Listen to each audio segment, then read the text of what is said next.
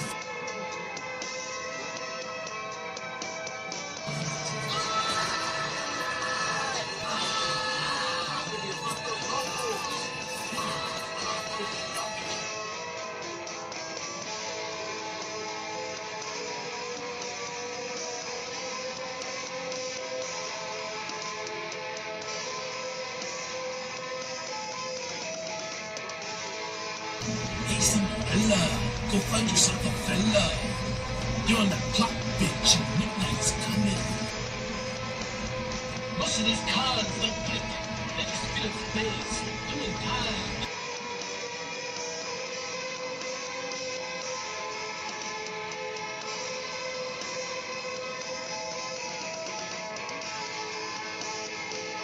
Your mouth, sucker. Put your spear down, buckets. You know this tongue has power, sucker. Black power. Come on, finish waiting for my money, punk. Maybe you'd like to smoke some of that tender white meat. You can pay your bets with that. Fucking.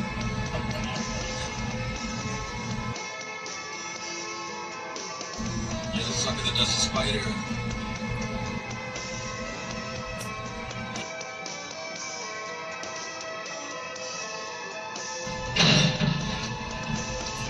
That bitch, give me some cho-cho. You want to be it? Want to rape you, you dog?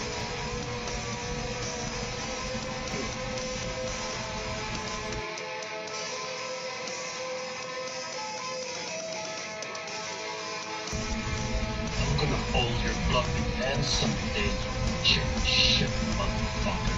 Blood in, blood out. Patos locos comiendo.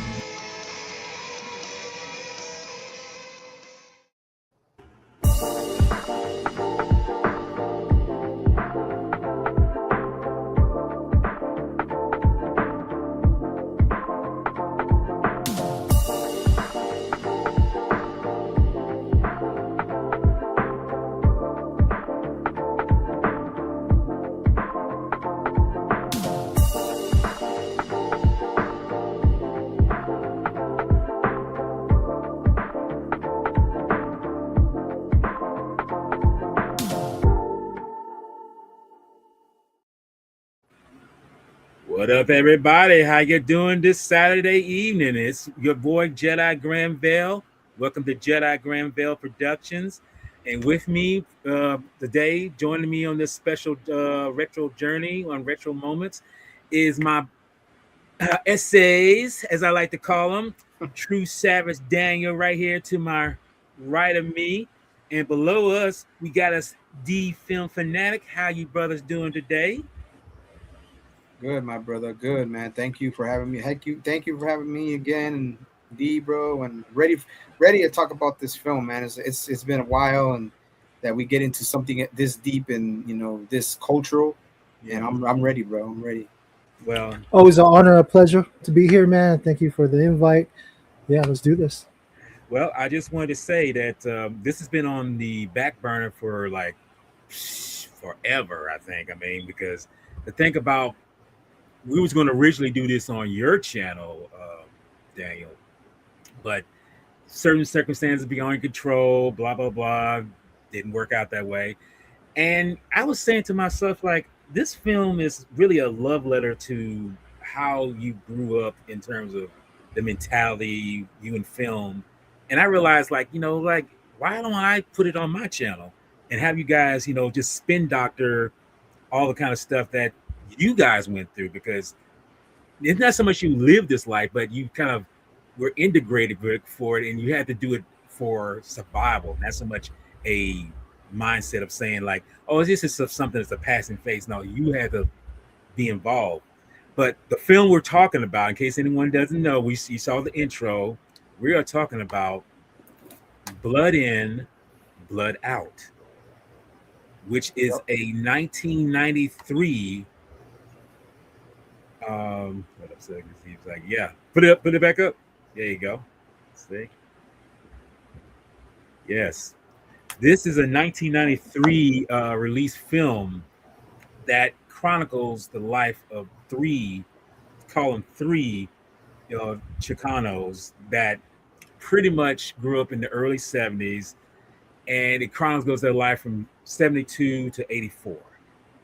But through the mix of all these things, you realize like these three individuals make some kind of, how can I say, some universal changes in lives that just pretty much is what their lifestyle is, because not because of what they grew up with knowing, but how it affects them in so many ways. I mean, the characters of, in fact, I got the names here.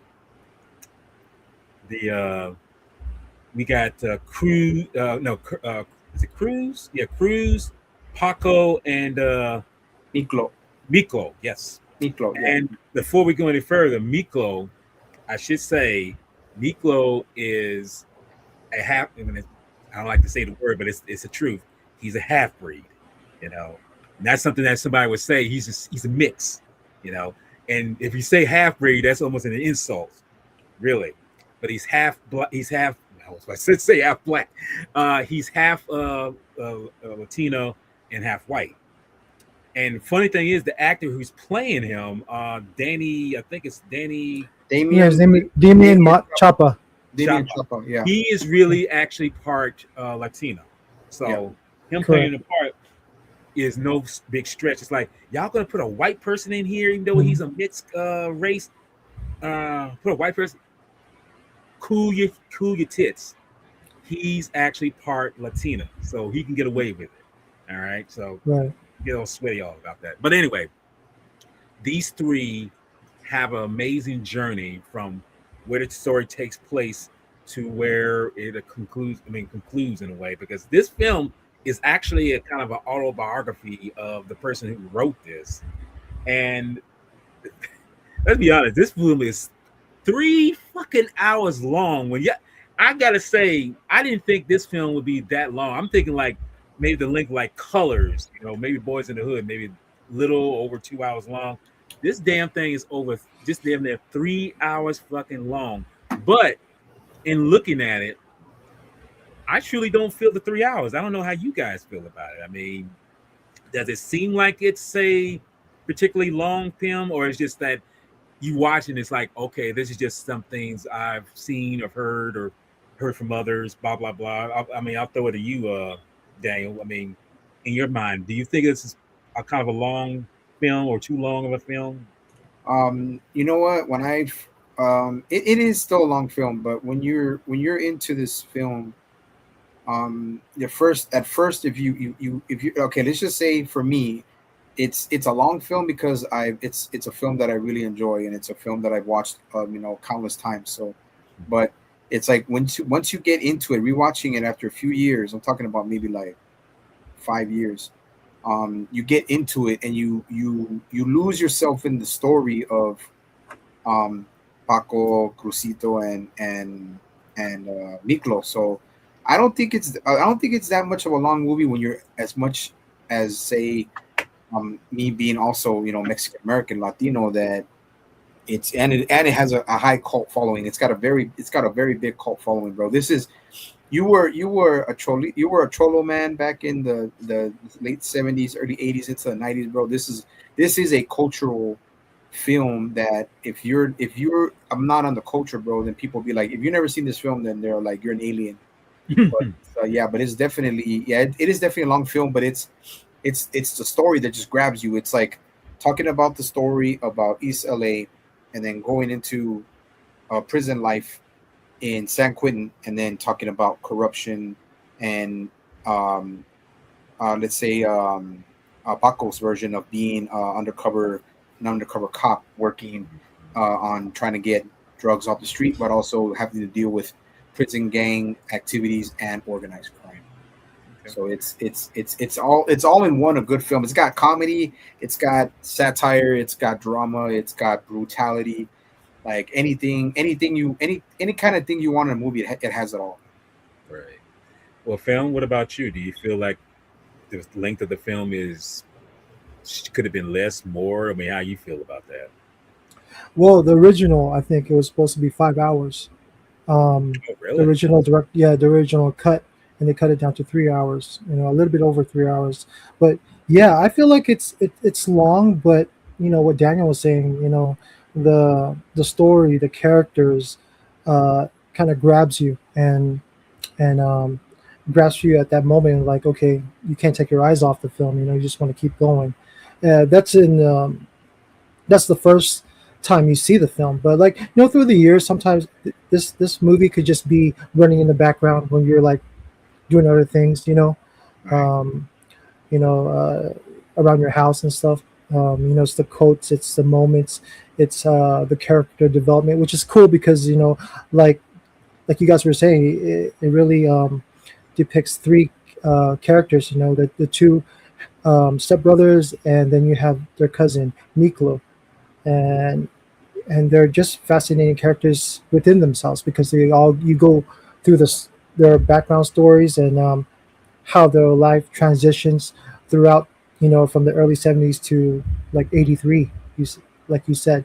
And first of all, you'll see them getting into the gang culture, and then they spread, they go away from each other and then come together and away again. And yeah, we'll talk about uh those time in their lives. And yeah, the story's great. um it's the culture. I don't think it did well in the box office. I think the budget was like 35 million, if I'm not mistaken, for this movie, and they only made like 4.4 million, um you know on the back end. But it's a cult classic. Later on in the years, people gravitated to it. I think they made more selling through VHS tapes. You know, um, if this movie came out, nowadays, it would go probably straight to streaming. Probably have like a series, and they could go really deep into the character development and each character, and probably do better. But yeah. Yeah. Okay. And it's interesting because you two, and I think some third party, introduced me to this film. Because I had never heard of it. I've never heard of this film at all. I mean, it just flew under the radar on mine. And funny thing is, there were similar films that I mentioned before, like Colors, like Boys in the Hood, and even Menace to Society. Maybe because but the thing about it is, Colors has a kind of a mix of both black individuality and Hispanic individuality. So it seemed like I would have heard of this film right away, but apparently there's so many films out there, it just passed me by. So when y'all hit me up to it, I said, well, let me give it a try, because I feel like when someone strongly feels about a film, they're not just throwing you nickels and dimes and saying like, you just watch it. We like it. And I think you'll like it too. It's like, yeah, I'm not so sure about that. I went to watch it, and immediately I was kind of like, whoa, I'm getting pulled in like a fucking, like, what the fuck is going on here? It's like, and I realized when you watch it, you realize that there's so many good things. It's relatable in terms of like strong bonds between individuals, and how everyone's affected by a strong father or mother figure, or even just knowing that how, because like I say, I try to look at a film where I can relate to it a little bit, whereas me, I didn't live. Like I say I didn't live in the streets. You know, my mom would have beat my ass. She kept me out of that life. Um, but the thing about it is, I was aware of it from other avenues and from other outlets, and knowing that how some people, you know, whether they've been drug running or gun running or just living a gangster life, I would hear through word of mouth. So knowing that this film was around the time that Boys in the Hood and fact Boys in the Hood and Menace to Society came out, how the hell did I miss this film? You know, but when I did watch it, I realized like I can see why they mentioned this to me. I can see why they, you know, gave me the reins. And it was like, try it out, see what you think about it. And afterwards, I realized like, okay, I understand now. I understand totally why these brothers let me know about this. And it was just something about, you know, watching the film and, you know, just saying like, this is our life, this whatever, you know, it's like, no, you were telling me it's a film that really is grounded in, even though as film has said, the experience is way more extreme than with this film, but they went as extreme as they could, you know. But knowing that, I feel like, okay, if we're ever going to talk about it, you know, we need to do it before it gets swept under the rug and never be talked about again. Because I'll be honest with you, we was in the mix of trying to talk about this, but as I say, some things beyond our control didn't happen.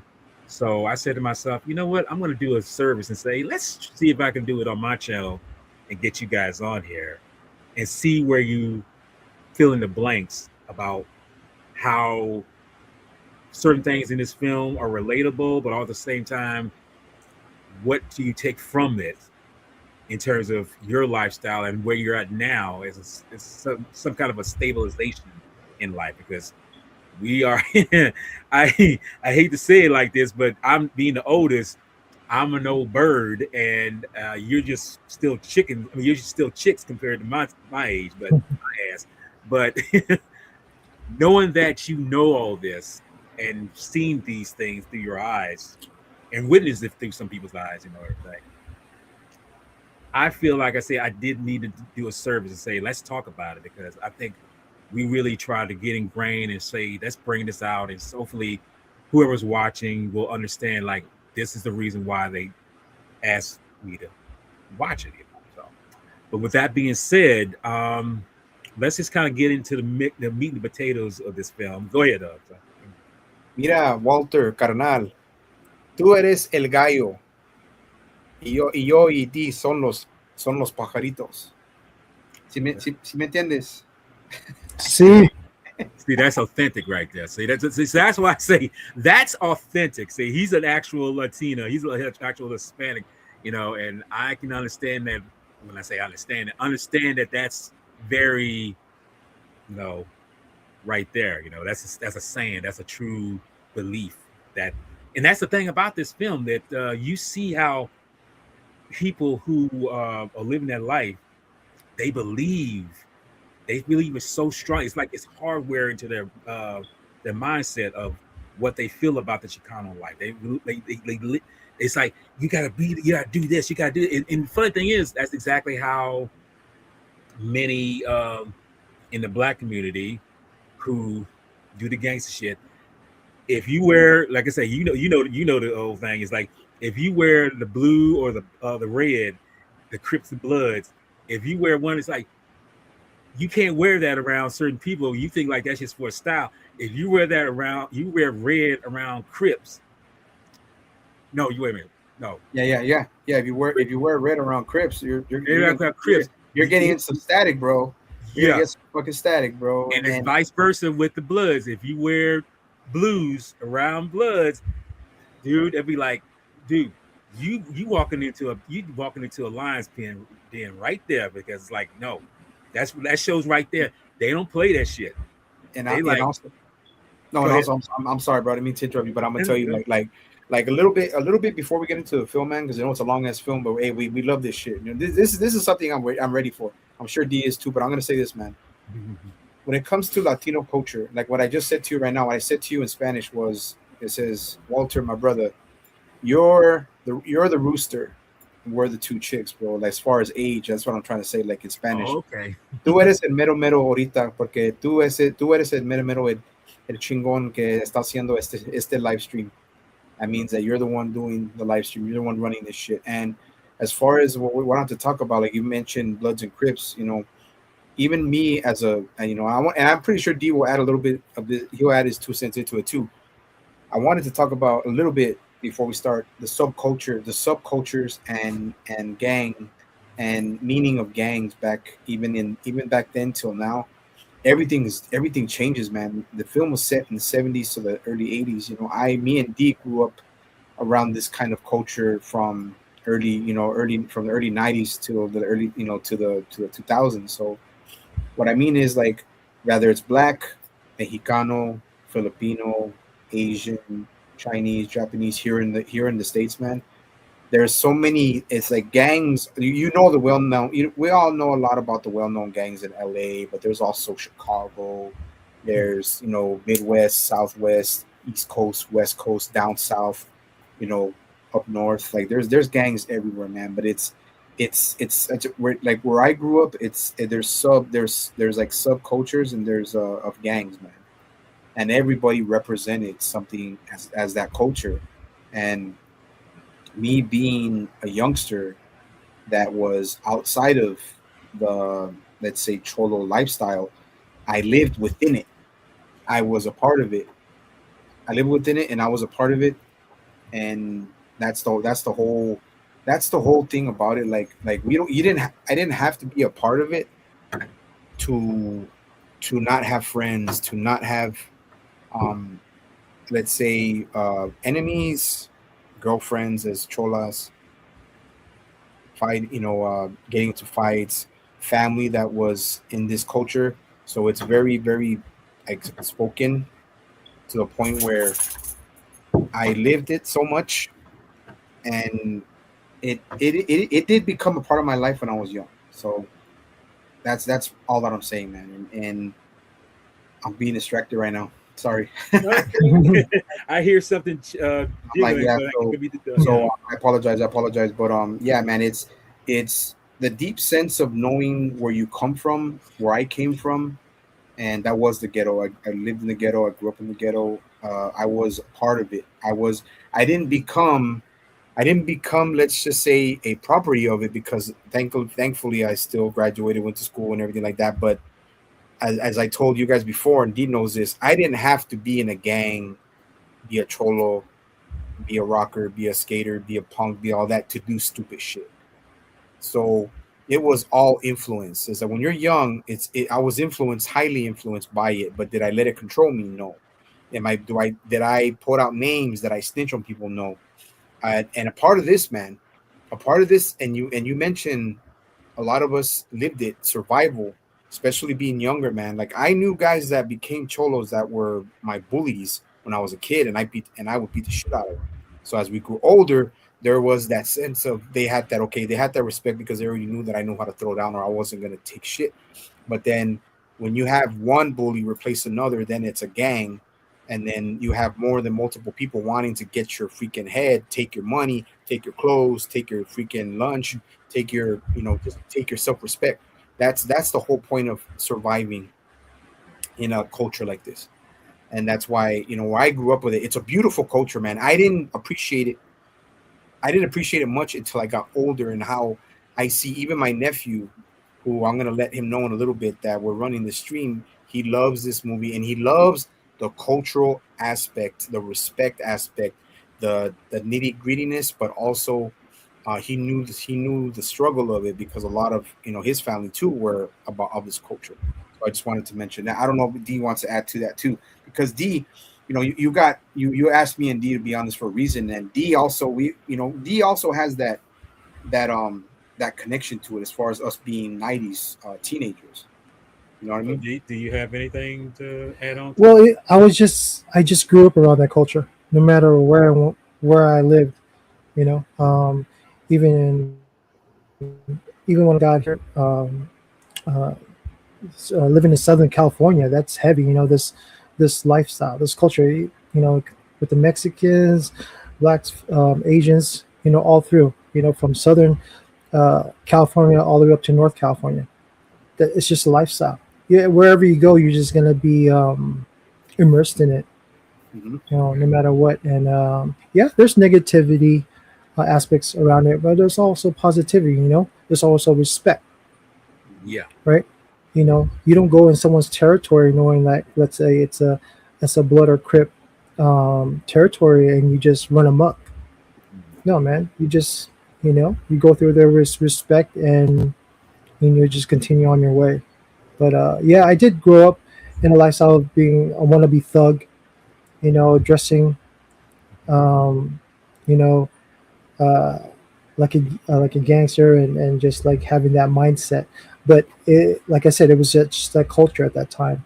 Uh, Also um, influences within the hip hop, uh, music and what I was listening to, and yeah, it was just all around me, man. And the people I hung out with, and even family members as well. But yeah, so I definitely could relate to this, and definitely relate to all the rules and regulation when it comes to the gang life. Um, yeah, it's nothing too far off ways that like I don't know about. But yeah, It's like spot on. It's very like, relatable, very relatable. See, and I think too, I'm gonna pass it back to Walter. This man, like D has that huge point that I also followed when as I got older into my late sophomore to junior in high school and senior year.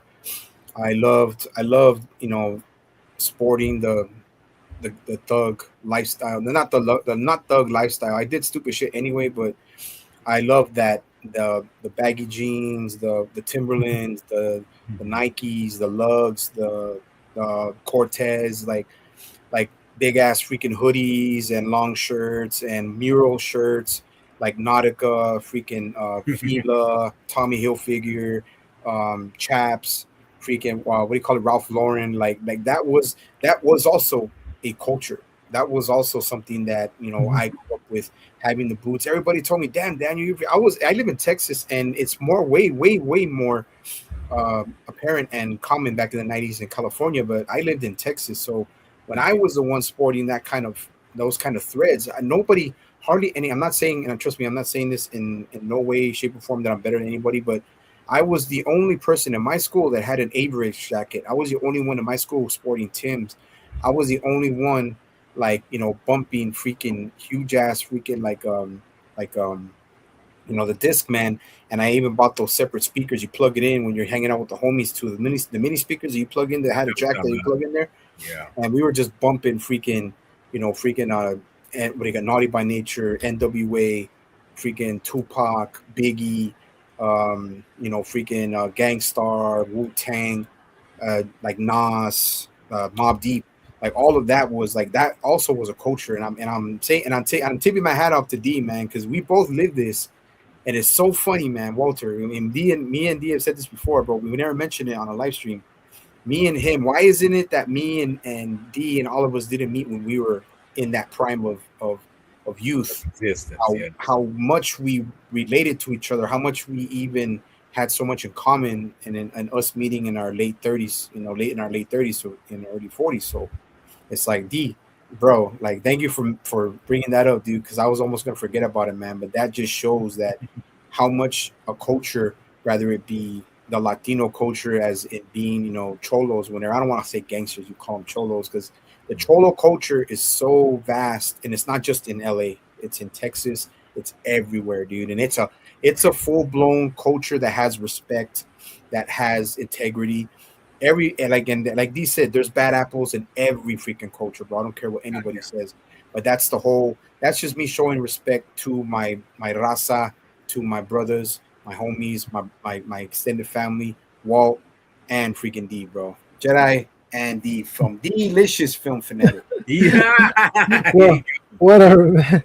Well, anyway, man, well said. But yeah, man, I agree with you 100%. You know that cholo lifestyle, man, and you're right. It is a lifestyle. You know, it's heavy. You guys don't know this. It's heavy even in Japan. Mhm. You know, the culture. You know, there's a lot of Japanese people that gravitate to this lifestyle and look like cholas and cholos. Have lowriders, even lowrider bikes.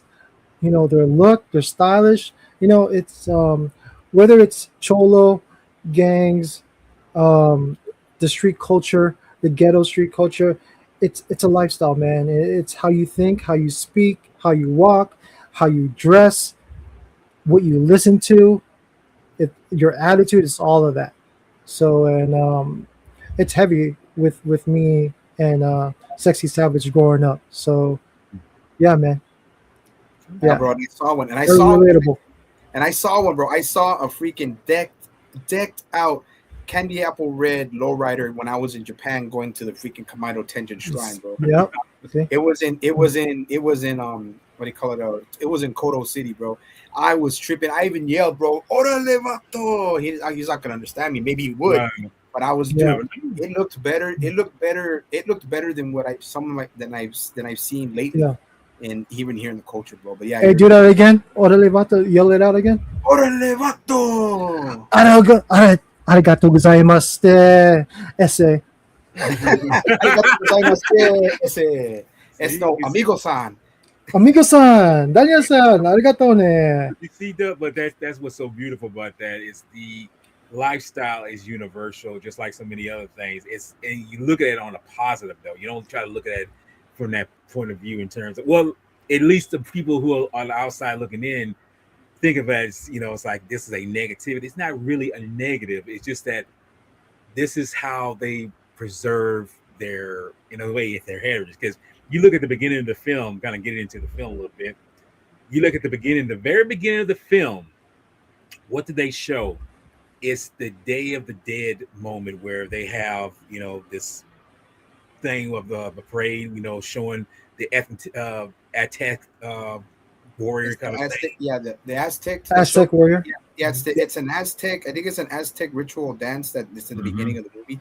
And to me, when you see that, that says a lot right there. It's like the filmmakers are saying, okay, we're about to take a journey of what we mentioned before, all this, drama and everything, but take away from that, look at what's being shown. It's like this is where this culture came from. It started with this. It's showing you that this is a proud race of individuals, just like I say, just like black people, just like Asians, just like Native Americans, anybody who has a beginning, they should know where their heritage starts at, their lineage starts at.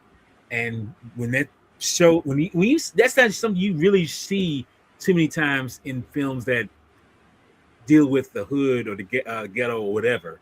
They don't show that kind of stuff. They don't show the so-called what is this culture showing, what this culture is representing, what this is. They here showed a part of a piece of what your culture is. And like I say, I've never seen it in colors, and I've mentioned this before. I've never seen it in Menace to Society. They don't do none of that shit. They just show like straight off. It's like, hey, it's like what you say about my mama kind of moment. It's like you don't talk about what it leads to in terms of why you are this individual, why you are black, why you're Asian, why you're Latina. Here it starts off with that moment first before they get anything into what we're going to talk about, because it's like that's saying a lot.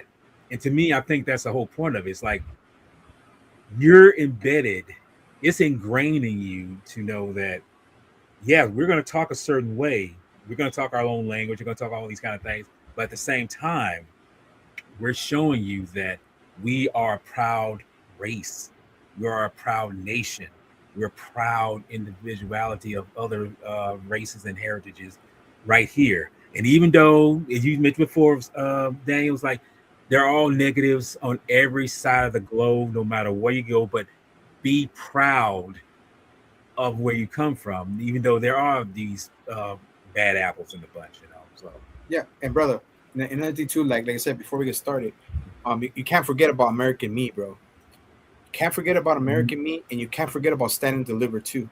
Stand and Deliver, the film Stand and Deliver, and American Me, man. American Me is, I mean, it's a good film, but you know, there was a lot of controversy on that one too. There's controversy in there's a little controversy in every single film that's based off of Latino culture, especially the Mexican culture.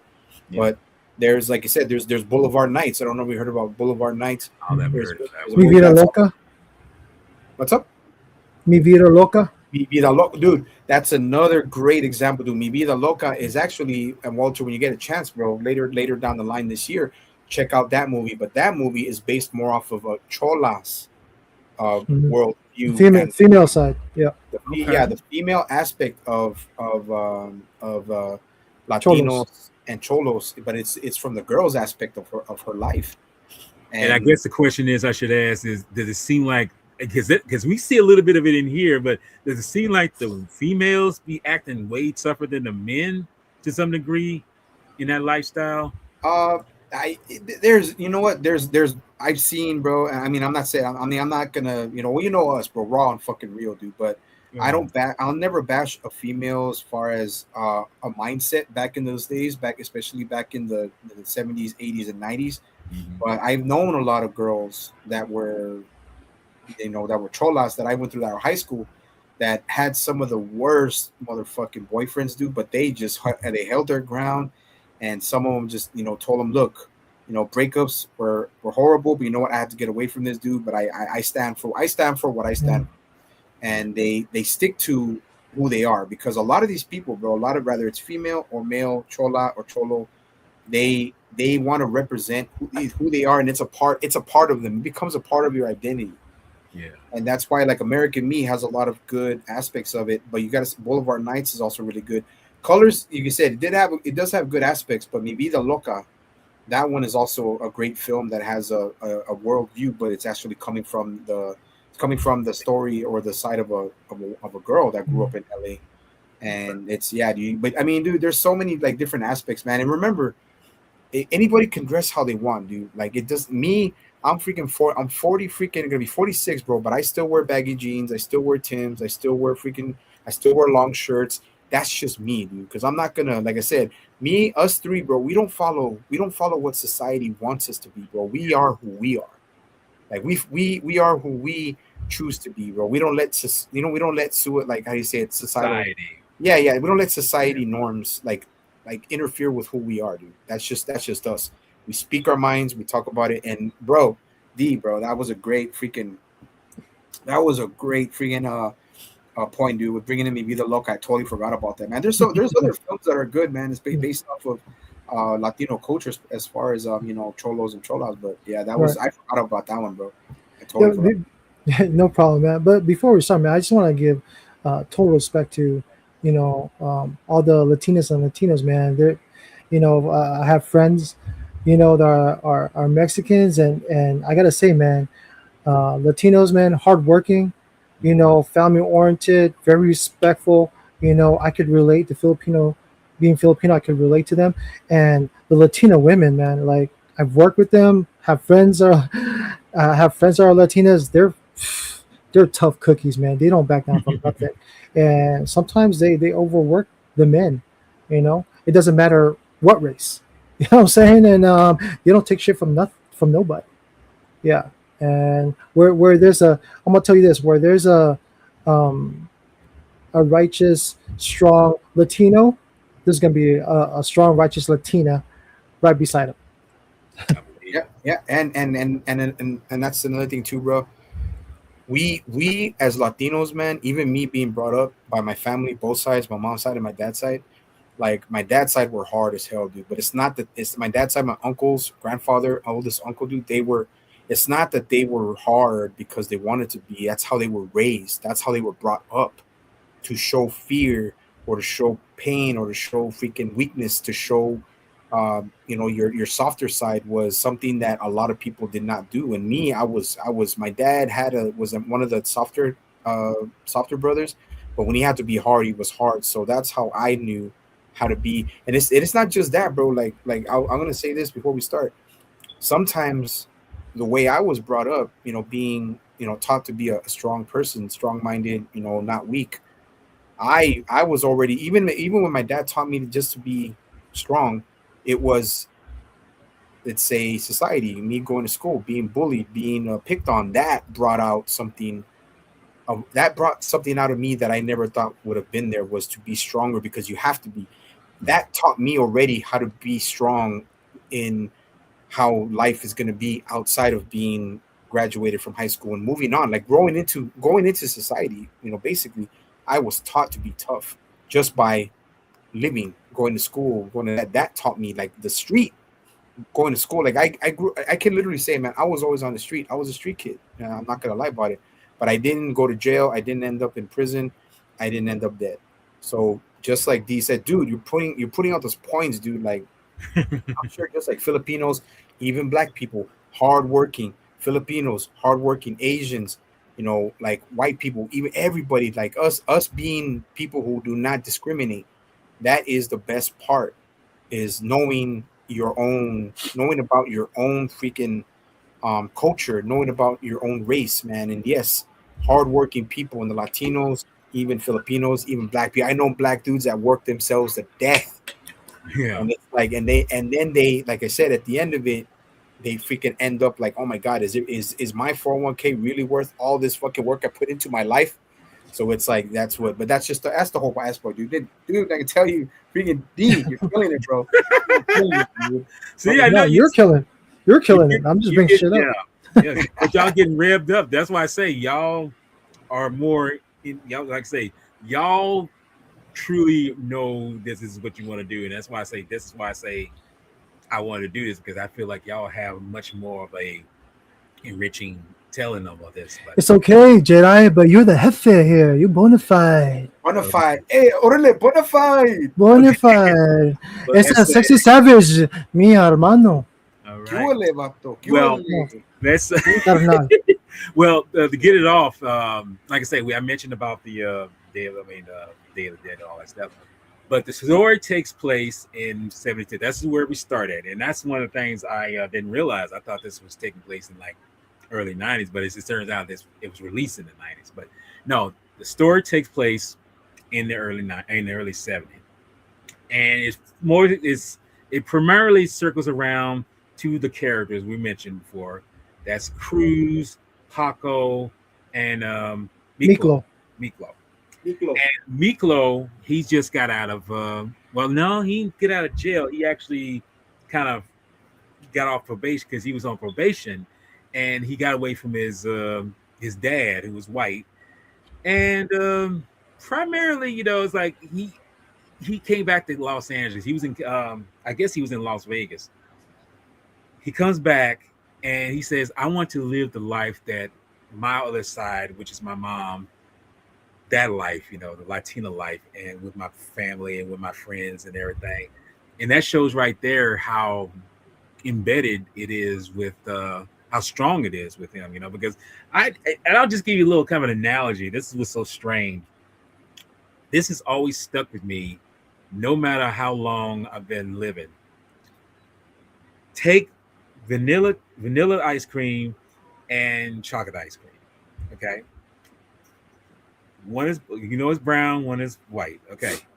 If you ever notice that when you mix the two together, no matter what, it seems like the stronger, darker color outweighs the other, even though you can see a little bit of the other in it, but the other one is more overwhelming, probably because of skin color, whatever you want to call it. Anyway, the point of it is, Miklo, at first, I wouldn't even know that he was, half white or anything like that. But when you find out that in the way he speaks lingo, when he speaks the talk, it's like, damn, this dude is really, filling in the blanks of how to talk the Chicano life and everything. I was just like, why is but he didn't realize, like, oh, he's half Latina, so it's like it makes sense.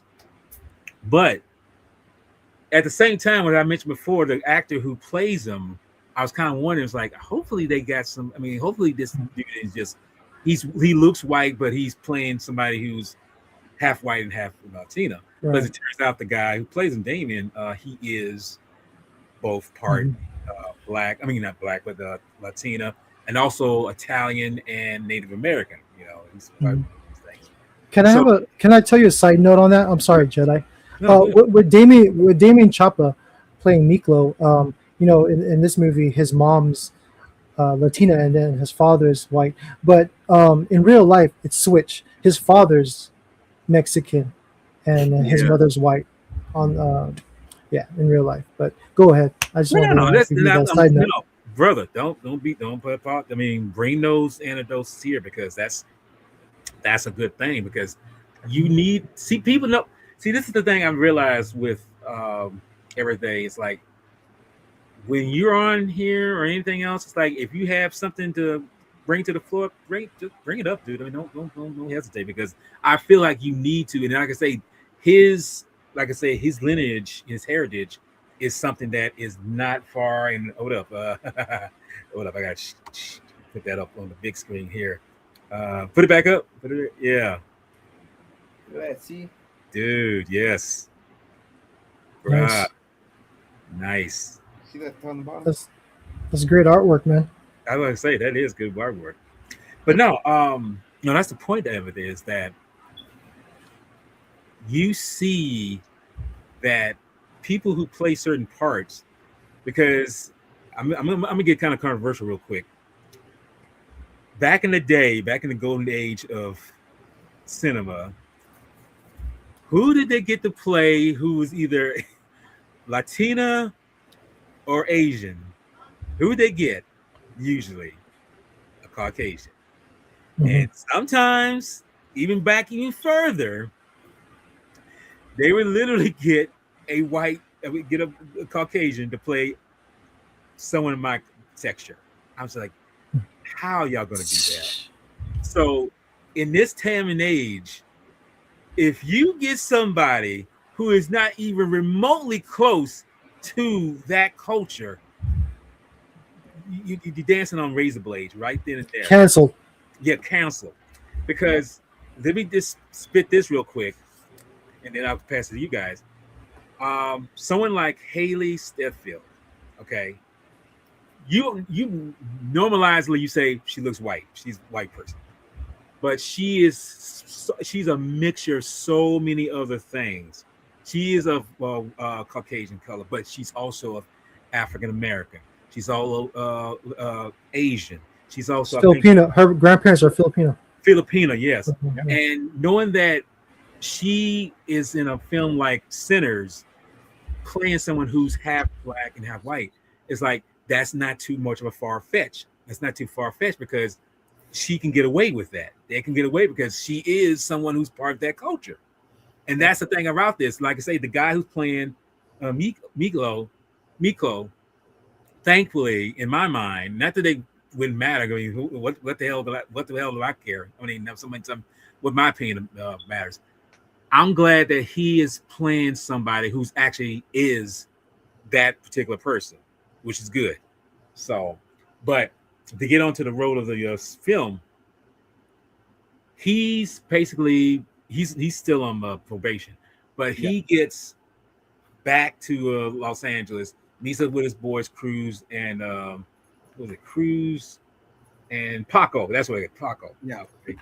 And like I say, it's in 72, and right off the bat, they're talking like they just talking the lingo. I mean, they're saying that the essay of the photo and all that. It's like this, and to me, for me personally, when I'm because I don't speak street. This is the thing about that.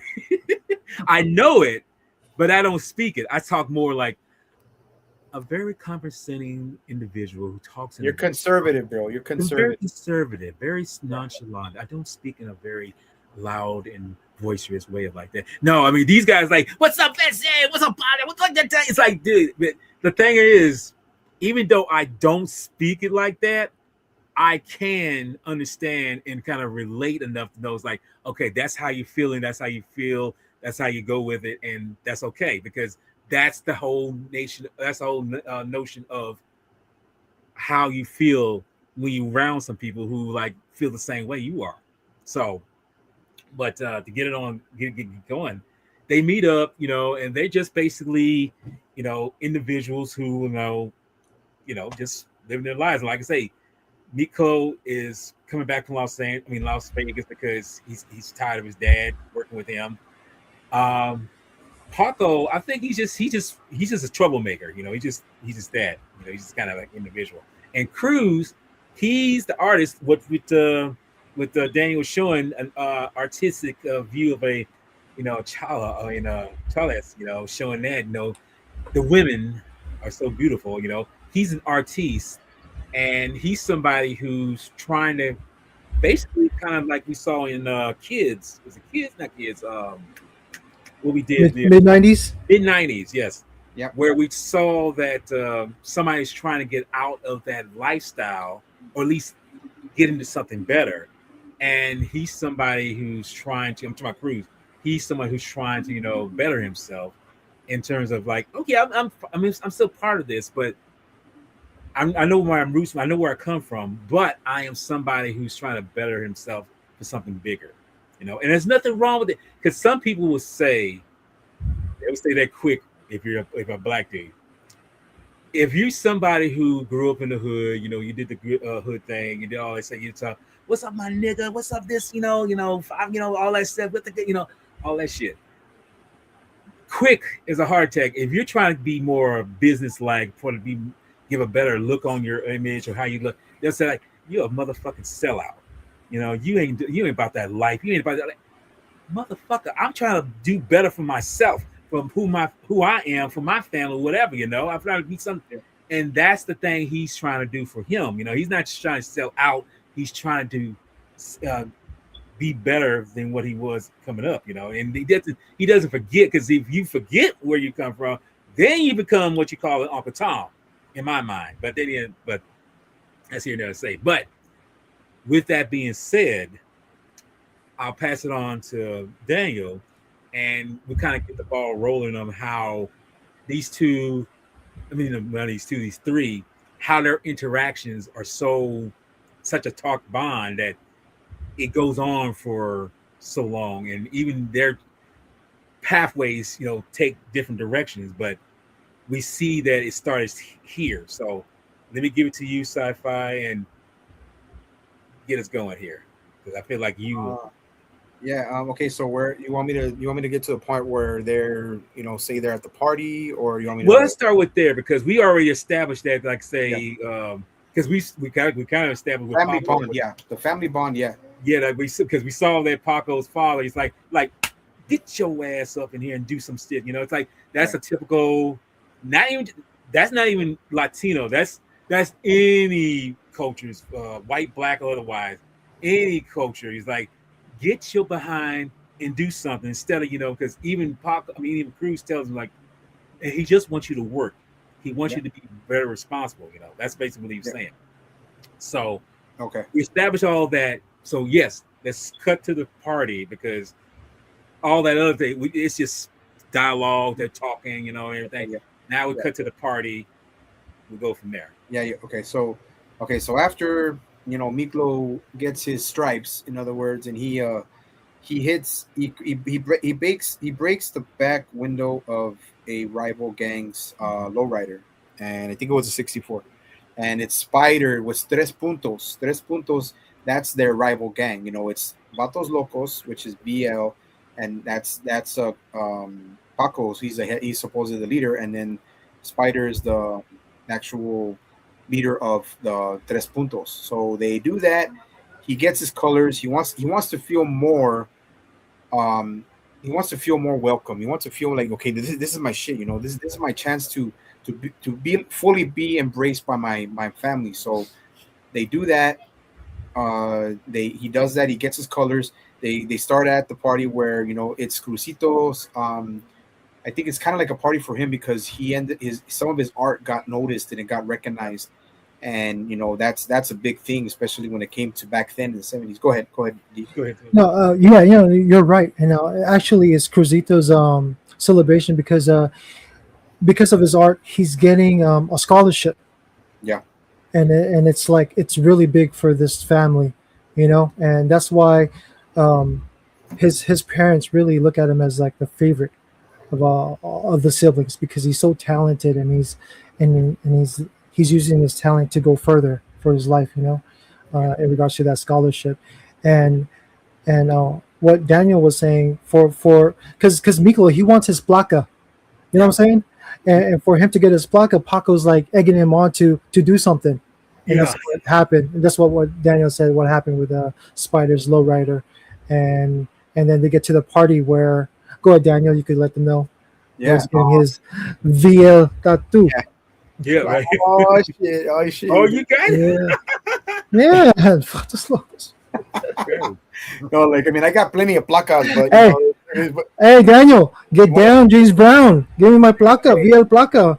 you want to see some freaking some old English, bro. This right there is my parents' initial. Oh, It's my parents' nice. initial photo right there, representing my familia. You know what I'm saying? He's my last name right here. Loco. Yeah, You know what? there. Now Got y'all my- bring that because you bringing up some good stuff right now. You too. With the tattoo, no, with the tats. Was that just a representation of the? I mean, not just so much your culture, but was that the representation of the so-called lifestyle that kind of got you to get the tats and everything, or that's just something you just like? I mean, No, it's that was something that my dad has one, and I like a lot of the friends that I grew up with that were more what do you call it too that see well just a quick second, bro, but I got a very special comment, man, and that's my nephew Adrian Guadalupe Mendoza, man. oh yeah, what's up? What's Okay, up, sup? what's up, mijo? What's up, mijo? That's my nephew. Shout man. out. Yeah, there Shout you out go. to Adrian. What's going Okay, on? you got them. Yeah, Okay, right there, nice. man. Yeah, he's got tats too, bro, and like ¿Qué pasó, vato loco? hey, mijo, I'm almost there. I'll be in Dallas next month, man. It's gonna be bomb, bro. It's gonna be bomb. I'm gonna get the shirt you guys got me. I'm gonna sport that too. But yeah, mijo, thank you for dropping by, man. This is for you too, bro, because he loves this movie. This movie is me and him watched this movie together when I spent some time over there with him years ago. And I saw this movie a long time ago, but he loves this movie, man. It's one of his favorite movies, and he represents the culture, bro. He has no shame. He represents the culture being Latino, especially Mexicano. So, hijo, te quiero mucho, man. I love you. Say hi to the familia, and everything. El Gallo Negro, right there. That's Paco. He's talking about Paco. He was a Gallo Negro. He was a boxer. He was a boxer. That's one thing. See, he'll tell you, man. He knows all that shit too, bro. El Gallo Negro. There you go. See. Yeah, amigo. Hey, amigo. But say hi to the family. You can continue watching if you want to. We're gonna break it down.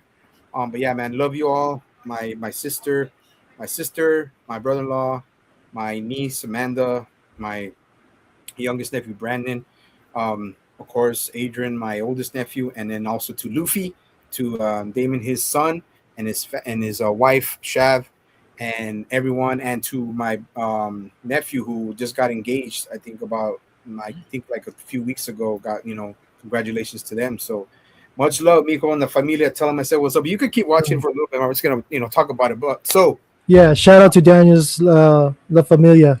May God bless you guys always. yeah, thank you, bro. Thank you, man. But yeah, so thank you, B. But yeah, so he gets his placa, and okay, you see tattoos.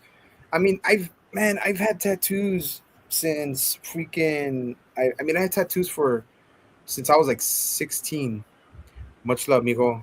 And since I was 16, but like it's something like it's an influence. You think because you actually remember. I think D knows this, and Walter, you knows this. Like even getting a tattoo back in the late 70s was like not taboo, but it was something like you're a badass, or you're somebody who either went to jail, or it had a bad stigma about it. Like if you have tattoos, you're either a convict, you're a wannabe convict, or you're gonna be a convict, or you're something like that. But me, in the early 90s, in the late 90s, I didn't give a shit, bro. I got a tattoo, and it's it's also a representation of who you are. But all the tattoos I got meant something in the beginning until once I got older. But it's more just of like an inspiration, man. Like you like the art. You like art. I love art because I used to be an artist. So, and D's also an artist. So you get tattoos, man. it's a part of. It's also a part of. It's a culture. Even tattoos are considered a culture now. Now tattoos are widely accepted, but it's like, but back then, like even when I got it, even like when my dad had it, like tattoos were more of like kind of like a stigma. But I mean, it's more influence, but it's also a symbol back then for me, in my opinion, of strength. Like you're somebody who has a lot of balls to get some fucking ink, Yeah. fucking literally, on you forever. It's not going nowhere. It's there for life till you die. So that's the whole point of me getting tattoos. And you go crazy, bro. Obviously, I went fucking crazy. I put my arm, and I still have all of these. Right. Yeah, and I still have I have my That's mom. why, because that's why when you bringing it up, I was like, say, let me ask him, because I mean see, I'm seeing the joy on your faces when y'all do that. I was like, say, let me, let it bake a little bit because I want y'all to really express yourself. Because that's the whole purpose of this. It's like what this is like, but you also know what it represents. And I feel like, I don't want to rob you of that joy of knowing that this is expression. This is all about expression. This is Exactly. all about Yeah. what it is, So yeah. Yeah. It's. I mean, I'll pass it to D too about his tattoos also, but I'm saying like, as it is a great way of expression, and me, I have my mom's name in Old English letters, in about 3-inch Old English letters across my back. So that was also an inspiration of damn, and that tattoo. Some of these tattoos I got were actually prison made machines. Oh, real? They Okay. were prison made machines that one of my cousins, one of my dad's friends, and one of my cousins, he had did some time, not too much, but he did about 6 months. And you don't got nothing to do in there, bro. When we'll get to that later in the stream, you don't have anything to do. You're in a 5x5, bro, a 5x5 fucking apartment. You have no room. So what are you gonna do with all that time? So he ended up getting some small supplies and getting, a little, I forgot what kind of machine it was. So he made his own tattoo machine, and he did the one of my mom's name, which looks really good. You can hardly even tell that it's homemade tattoos, but he did it. It took him about an hour to do it because he had to go, because it's not a professional machine. So he had to go over you have to outline it more than once to get the ink in. So it's like that. If it doesn't get more ghetto than that, bro, I'm not. I'll admit, bro, I am ghetto. I lived in the ghetto, grew up there, and a part of me is not ashamed of it because I know what it's like to grow up in the hood. I know what it's like to grow up in the ghetto. I'm pretty sure D knows. Walter, too, my brother. Bonafide, Bato, that shit too, bro. But it's like this when I want to pass it to D about his tattoos and what he thinks about it. Before we get back to the film, yeah, it's just pure expression, family, whatever you love, whatever you represent. No, I totally agree, man. Yeah, it's the same for me. It's just a form of expression. I would express myself more, like maybe 80 to 90%, but I just don't have the money. Yeah, and it takes time and money to get a tattoo. But going back to Daniel's tattoo, where he's talking about, if you guys don't have tattoos, that's painful. What he had to go through, because it's very primitive way of doing tattoos, and it's super painful. One of my first tattoos was my old homeboy Solo from where I was. I don't want to say, but I was like 14 at the time. He had just a needle and ink. That's it, one needle, and he was doing a old English D on my shoulder, man. So shout out to you, Solo, wherever you're at, man. But yeah, it's just a form of expression, man. It's not for anybody else. It's for me. I love art. I'm a collector of art, even on my body. But I would love to get more. It's just I don't have the time or money. And show the one on your hand, on your left hand. Let me see that one again. Oh, this one? Yes. Yeah, it's a wolf. Okay. At that time in my life, there's different timelines, different time situations in my life, and I thought I was a lone wolf at that time. Okay. That's why I got it. Yeah. Okay. Hey, but that's what it's all about, brothers, and that's why I say, I mean, yeah, is I mean, I've never gotten one, although I might get one in the future, but maybe at my age, I don't know if it's even legitimate. Well, you got to find a place to put me and Daniel's name on you, and right. Exactly. Yeah. I have a certain idea, but I won't say in the stream. Well, okay, that's what I was gonna say because Just I was thinking it, but no, don't say. and on the bottom of our initials, bro, we put gonna give you some chon chon. There you go. Say, Yes, but yes, yes. but Give no, it up.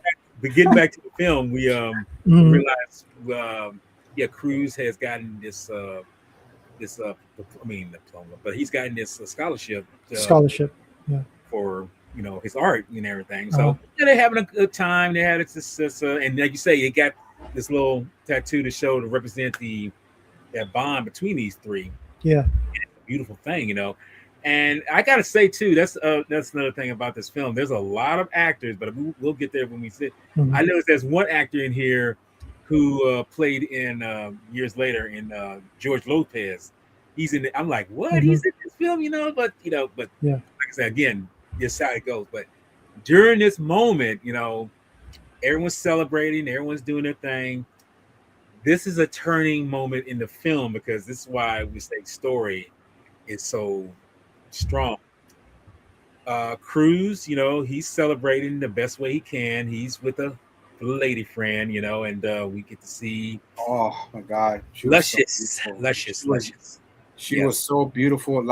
Latina perfection. Mm. Latina perfection, dude. And like I said, I wish I was in his. Wish I was where he's with, but his moment is interrupted because the people that Miko had pissed off pretty much comes in and what, I'll let you take it. I'll let you take it, Dave, because I feel like you can fill in the blank a little bit better with this one because it's Okay. fucked up what they did to him. I was like, God. Yeah. So he Hey, takes. looky! I like my rare. Yeah. Yeah. Oh, look at that. Can I have some? No, yeah, yeah. Like they go. They're at the party. I forgot her name, but she's amazing. She's an actress. She's still around. Yeah. So she. They go. They get in. I forgot his name. Is GTO. They go to a little spot right there by in they start getting crazy. Tops come off, bras come off. The way she looked, though, I gotta say, bro, it's in the 70s. Remember, it's in the 70s. So she, even as a cholita, bro, looked amazing, dude. She looked like Yes. so amazing, man. And it gets interrupted. They're about to have some fun, whatever. I think, to me, in my opinion, it's just, to me, I think she set it up. I think she set him up. But You think so? I think mean, so. it's- But the bad part is they of course they ambush him. They beat the shit out of him. They break his leg, slamming the door on his leg, and then they take him out and they're punching him and they're kidding him, and then they lift him up and they literally lift him up in the air and they throw him on a fire hydrant. Yeah. Top of the fire hydrant. Ooh, shit. Like, you can hear the crack in his scream, bro. Like, Jose, what's his name? His name is Jesse. His name is Jesse Borrego. Borrega. Yeah, Jesse Borrego. He's a great actor, dude. Yes. And he's still around too. He's still around. And they catch him and they rupture his spleen. They freaking fracture his vertebrae, some of his vertebrae, not just one vertebrae, more than maybe about 2 or 3 vertebrae. And they're kicking him, they're stomping him. Then they actually I don't think they literally cut it off the skin. I think they do, but I think they just they scar up his Vatos Locos placa. Yeah. Which is that it's a placa. It says Vatos Locos BL. So they cut it off. They cut it out of him, or they scarred real bad. He said, "I'm gonna take this. This is mine. That's it." Freaking Spider's the whole Spider's leading the whole charade against them. The whole thing. The whole freaking assault on him. So, and some neighbors hear some, so what are y'all kids doing up there? Whatever. Let's go party. Freaking let's go party. We're done. Pichis. Fuck those locos, bro. 3 puntos. All this shit. 3 puntos. And it's like, and yeah, and they find out. They go straight to the hospital. The doctor tells Paco, his mom, everybody's there, and I forgot his name. Chewy, who also played by, I think his name is Chewy's played by Raymond Cruz. Raymond Cruz. Yeah. He's also a well-known actor. Yeah. So they're all there at the hospital. Paco's pissed off. Paco's pretty much the leader, bro. He pretty much the the gang. He's a gang leader. So they go out there to a part, outside of the hospital, and they start, like, they're pissed. This is literally worse than treason, bro. This is when shit gets ugly, Mhm. and they start going to the point where it's like, yeah, bro, that's it, man. This is shit. They start showing off pieces. Chewie's like, fuck tres puntos, ese puros vatos locos, and let's not forget, Chew, Crucito was the one that said, and this is a very famous quote in the movie. Remember, vatos locos forever. Mhm. And it's like, and that's what they live by. That's literally what they live by at It's that a point. code. Yeah, before we get to that, before we get to deeper in the movie, that's what they live by. They live by that. That's a code that they live by. And believe it or not, gangs, and this is any kind of gang, bro. When you're that serious, you have gang members that are just gang bangers, and you have real people who are actually in gangs and they're very discreet about it. So, Yes. but this is pretty much life being young, and they're young. We gotta forget they're teenagers. So, Well, uh, see, this is what I have to ask. See, I probably missed it. You two probably caught it better than I did. I was kind of wondering, are they like maybe late teens, early 20s? I couldn't really tell, but I guess they had to be late teens because Homeboy got his scholarship, so he must have been like 18, something like that. yeah, yeah. I think, in my opinion, I think they're like in their early, like, or like maybe late teens, like 19, 20, stuff like that, because Mm. Miklo was in Las Vegas, so he was like this for a while. Paco looks fucking. That dude looks like he's fucking 25. Yeah, right. I mean, but remember, even back then, people people that were younger looked older. So That's it's the thing. and it's just and I think it's just genetics, bro. It's the time of the eras, bro. It's genes and human evolution that people like my dad.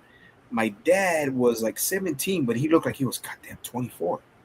So it's Yeah, like, but I everybody's think it's the experience too. The hardship of the lifestyle back then and what they had to go through, kind of ages them. it does. You know what, dude? Yeah, Thank you, D. That you know That's what? a It's good true, point. bro. It doesn't.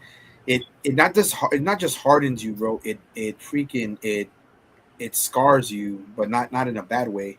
But it's like you Mhm. said, it ages you. It's like you have to. It's survival, or how you say it. It's survive or die, eat or Yeah, get eaten. ride or die kind of. Yeah, Yeah. right. Right. Yeah, Is that scar tissue, man, from the experience? yeah, that's what it Right. is. Yeah. But Yeah. but no, but yeah, it's just, and I think when they're at that point, bro, and Paco's like he's livid, bro. He's fucking livid, dude. Hmm. Fucking livid. Benjamin Bratt is also a great actor, and he was really young in this one, and he's also got Latino heritage. He's from his family's mom's from Peru, so Peru is Latino. It's Hispanic. It's a Hispanic culture, Right. but he does a great. Excuse me. He does a great job, man. But here's a point. You want me to jump to a point where they start setting everything up for the Well, next. because I think well, this is actually what you say. It sets up for the retaliation because Miko and Miko and Paco. It's like they ain't gonna sit for this shit. It's like yes, as you say, it's like we got to do something. We got to show. It's like these motherfuckers can't get away with this shit. I mean that's rival. That's always been the thing. I said before, it don't matter if you're white, black, or otherwise. Rival gangs say like, if you did this to us, we're gonna do some shit to you, probably even worse. Right. That's just the Right. lifestyle. That's just that's the code, as I like to say. I mean, as crazy as Yeah. this code is, the code is we got to do something. We got to do Yeah. something. But you know what? You know what's crazy? It's like a unending process. It's like you do this, okay, we're gonna do this. You do that, we're gonna do this again. It's like unending. It's ways to kill ourselves. But that's for a different podcast. But We can there's do it on another your channel topic. one day if you want to do Yeah, that. yeah, that definitely, and that's a heavy topic that we could deal with. Within the black community. Why is there like so many liquor stores? Like in Asian I communities. know what you're talking about. We Yeah. won't go through it, but yes, the That's a controversial retaliation is topic anyway because we yeah, talk. It's like, oh, that's gonna. It's like yeah, that's yeah. right, and I think it comes full circle at the end too. What happens here, the retaliation of you know Paco and Vatos Locos going to get Spider. The following day, which is like he even said that like in the hospital. Yeah, let's. I want to get him tonight, but they're going to be waiting us. They're going to be waiting for us tonight. Let's get him tomorrow, Sunday. Where they least expect it. So um, yeah, so they end up. Um, we get this next scene. They're in this hillside, and and all the tres puntos there.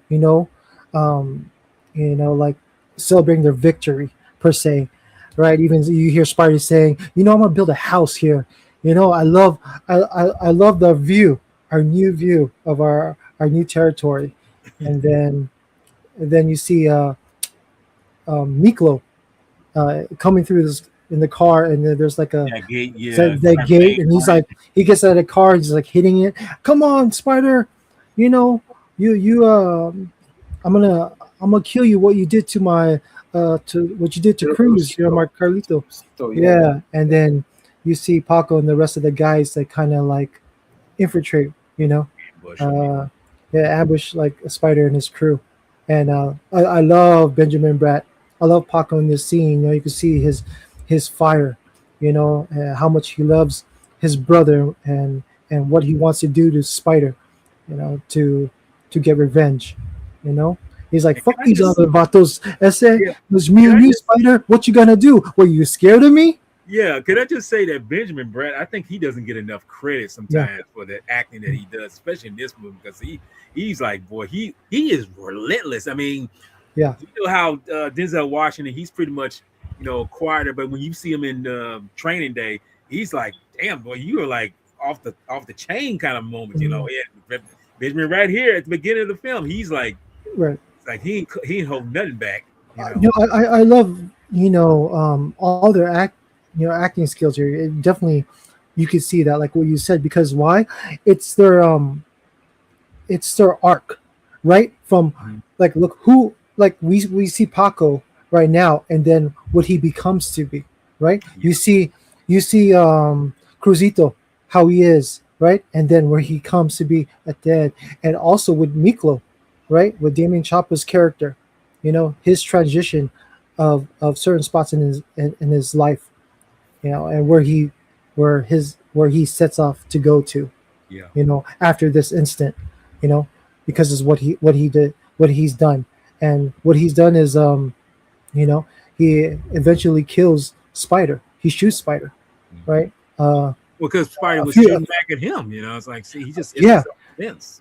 Yeah, right. Because Paco, like what Daniel was saying earlier, he carved that VL tattoo on his chest, to get back at him, and Paco was gonna shoot him point blank, but Miklo stopped Paco. He's like, hey, it's belly up. The dog's belly up. Cruzito lives. So they both get up and they're about to leave, and like you said, Jedi. Spider comes back shooting. It actually shoots Miklo. I just remember now. He shoots him like on the waist, right? The waist point. Didn't kill him, but yeah, And then he eventually kills him, shoots him, and he's dead. And then we get off to a car chase, a crazy car chase. Because Paco is trying to get him to Miklo to a hospital, and they're doing pretty well, Go ahead. Say this. Mhm. Chinga tu madre, I'm gonna fucking rip your heart out, punk. Yeah. I just say, yeah. He's like, oh, you want another blackout? You want another blackout so badass? Come and get him, motherfucker. Yeah. Like that is Benjamin Bratt, bro. I had to say. Yeah, that. I got a tune that a stick and cut. Yeah. He said something like that. Dude, and I just wanted to add too the fact that Paco was willing to go all the way, and he was gonna waste him, dude. But, Yeah, it's like, for his brother, man. but I know that Spider wouldn't be able to live. He wouldn't be able to live, bro, with having a literally freaking scar of Vatos Locos on his chest, bro, and not. I don't think he'd be able to live with that shit, bro. He would literally either kill someone. He was gonna kill freaking either Paco or Miklo, but I don't think, dude, that's like ultimate shame, bro. I don't know how. So it's more like a sense of, yeah, you said it. You know what? Right there, shame. It's like he couldn't live with that. He couldn't live with the fact like somebody branded me with their gangs, kind of a gang sign, and say it's like I ain't sleeping with that shit. It's like, yeah, he's got to go full bore. It's like, yeah, I gotta do something. I gotta retaliate right now. So it's like that's. I got something to add, fellas. I'm gonna trip you guys out right now. I thought of this before. Imagine if Paco did kill Spider, right? Yeah. And then the transition of his life. Then, well, it would be a whole See, different movie. but Yep. see, Think about it, right? but see, and that's see, I'm glad you bring that up. I'm glad you bring that up, film, because that's the crazy thing about this film, that each individual, as you say, what if he did kill him? But as it turns out, Miklo is the one who kills Spider, and he pretty much is the one who gets set up River. You know, he's the one who's got to go to jail. And it's funny because they were, like I say, going to. Oh, my bad. They were going to the hospital, but then I think they were getting. They were getting. You know, the cops were on them. You know, they was catching up with them and everything, and you know, they was, like I say, pretty much almost got away. You know, but unfortunately, run into some other vehicle. Well, no. No, In I front. think it was like a grandma and a kid, and Paco was always almost about to hit him, and he ransacked a parked car. So right. And Miko, you know, said, you know, get on out of here, Paco. You know, run. You know, it's like he's pretty much saying, I mean, don't wait for me. Go. You know, save yourself. You know, Paco couldn't do it. You know, he couldn't let it go. He's like, I gotta get you. You know, it's like. And then the cops show up, you know, they surround him. He's like, put your fucking. He's like, he needs to get to the doctor. He needs a hospital. You know, he's wounded. He's, you know, all that shit. All these things. This is why I say this. This is what I kind of love about this film too, is that one action leads to another reaction, and then this other action leads to another one, and we see that. Crucia getting fucked up by the rival gang, but we see because that Miko insulted them by backing the back of the car. So one thing leads to another, and here we see this transition of where basically 2 years later we see that Miko goes to jail. You know, he gets sent to prison. And we see, by surprise, this is the thing. Cruz gets out of the hospital. He's been in the hospital for a good while. But we see, in this moment, Paco's in a fucking military uniform. It's like, what? But as he mentions to the Cruz, he's like, is either jail or this. So for him, I guess he say, which one is the better of the two evils? In a sense, you know, I mean, it's like you get out on something where it's like you fight for something that actually means something, or you go to jail, you become somebody's bitch, or you make somebody your bitch. You know, it depends on your point of view. But that is the transition of where we see Paco, who was this true badass, you know, just rough rider, you know, just kind of individual who's like, yes, like I don't give a fuck kind of individual. The turning of the tide for him starts there. And we see this a gradual momentum of him changing from where he was before, because he was cold-blooded, but he's gonna end up somewhere that I, for myself, didn't expect. So we know where, like I said, we see the interaction with Cruz and Paco and everything. Now I think we need to jump into the prison scene, because this is a vital moment here, because we know that this is the other thing too. That's why I say it's so crazy, the story is. With Miko gets into the prison, right off the bat, we see the tropes of, you know, some guys trying to say this and that, you big and bad. And we see occasionally, of course, some, not the kind of sex you want with somebody. You don't want that. That is not allowed. I don't think any of us want that. But we see all these things. We see all these interactions, and we know that for Miko, it's all about survival, because he's like, the second you drop your drawers, you forget it, man. You can hang it up. It's done.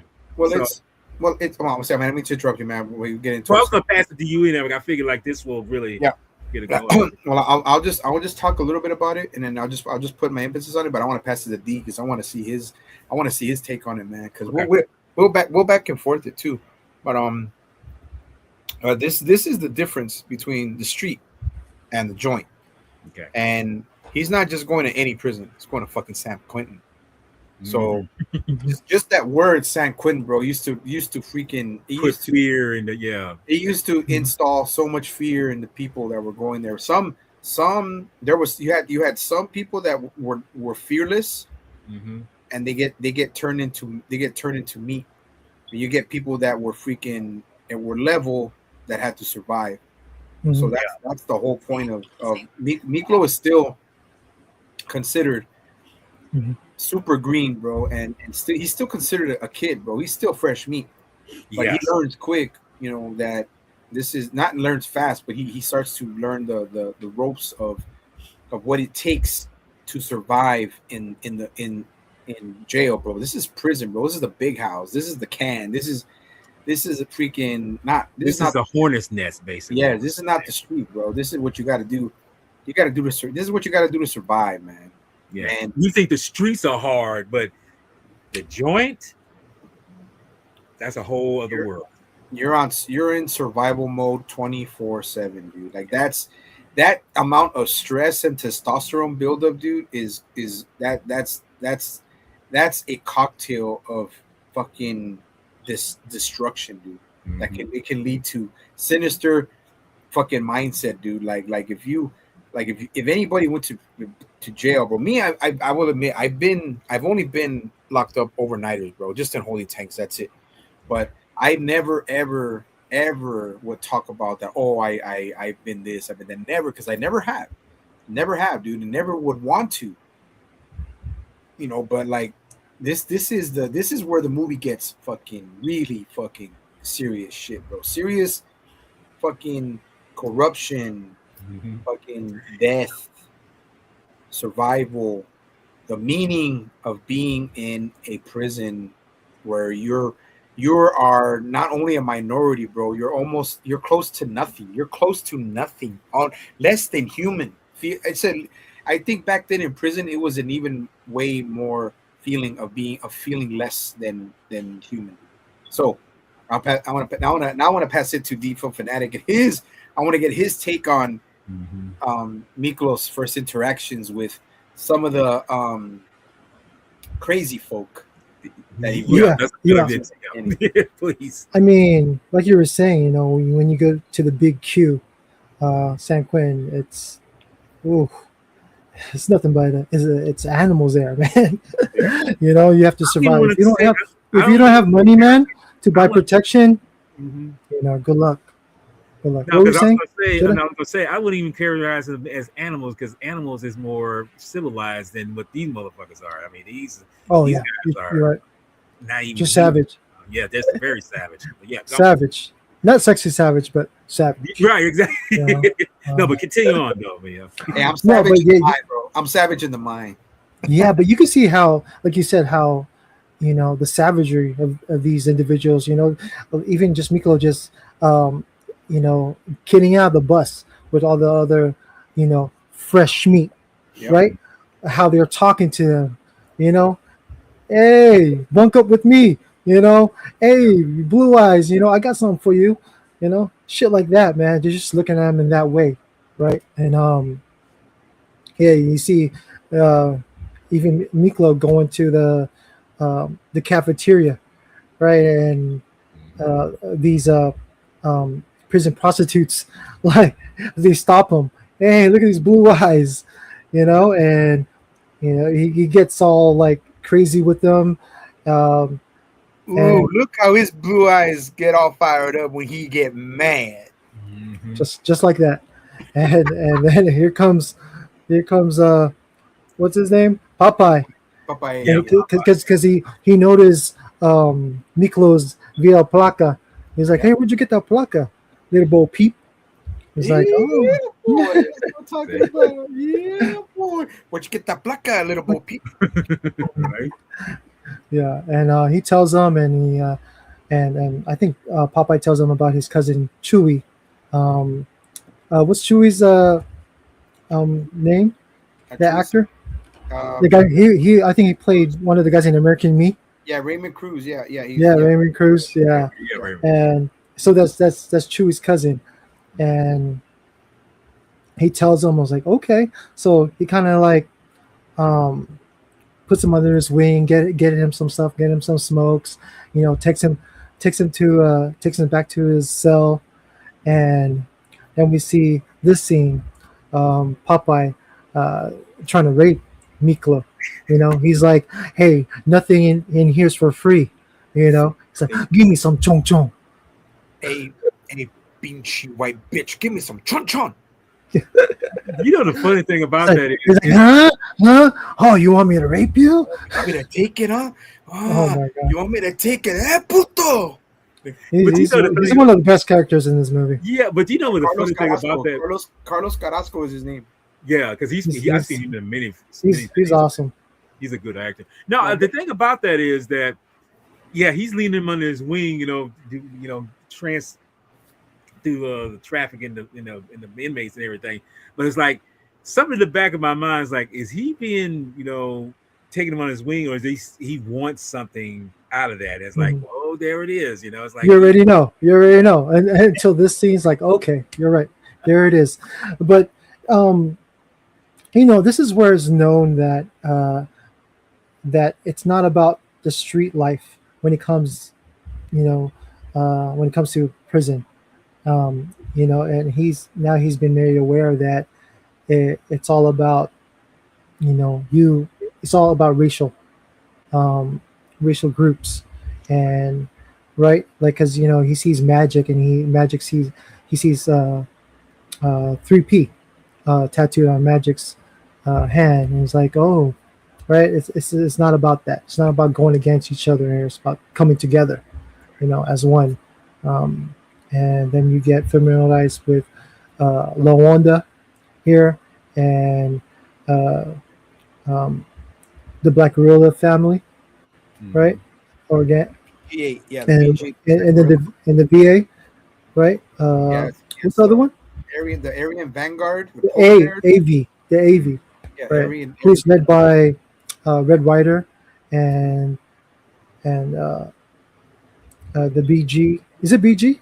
Black Gorilla, It's Black Gorilla Army BGA, and it's the Aryan BGA. Vanguard. Yeah, the Aryan Vanguard.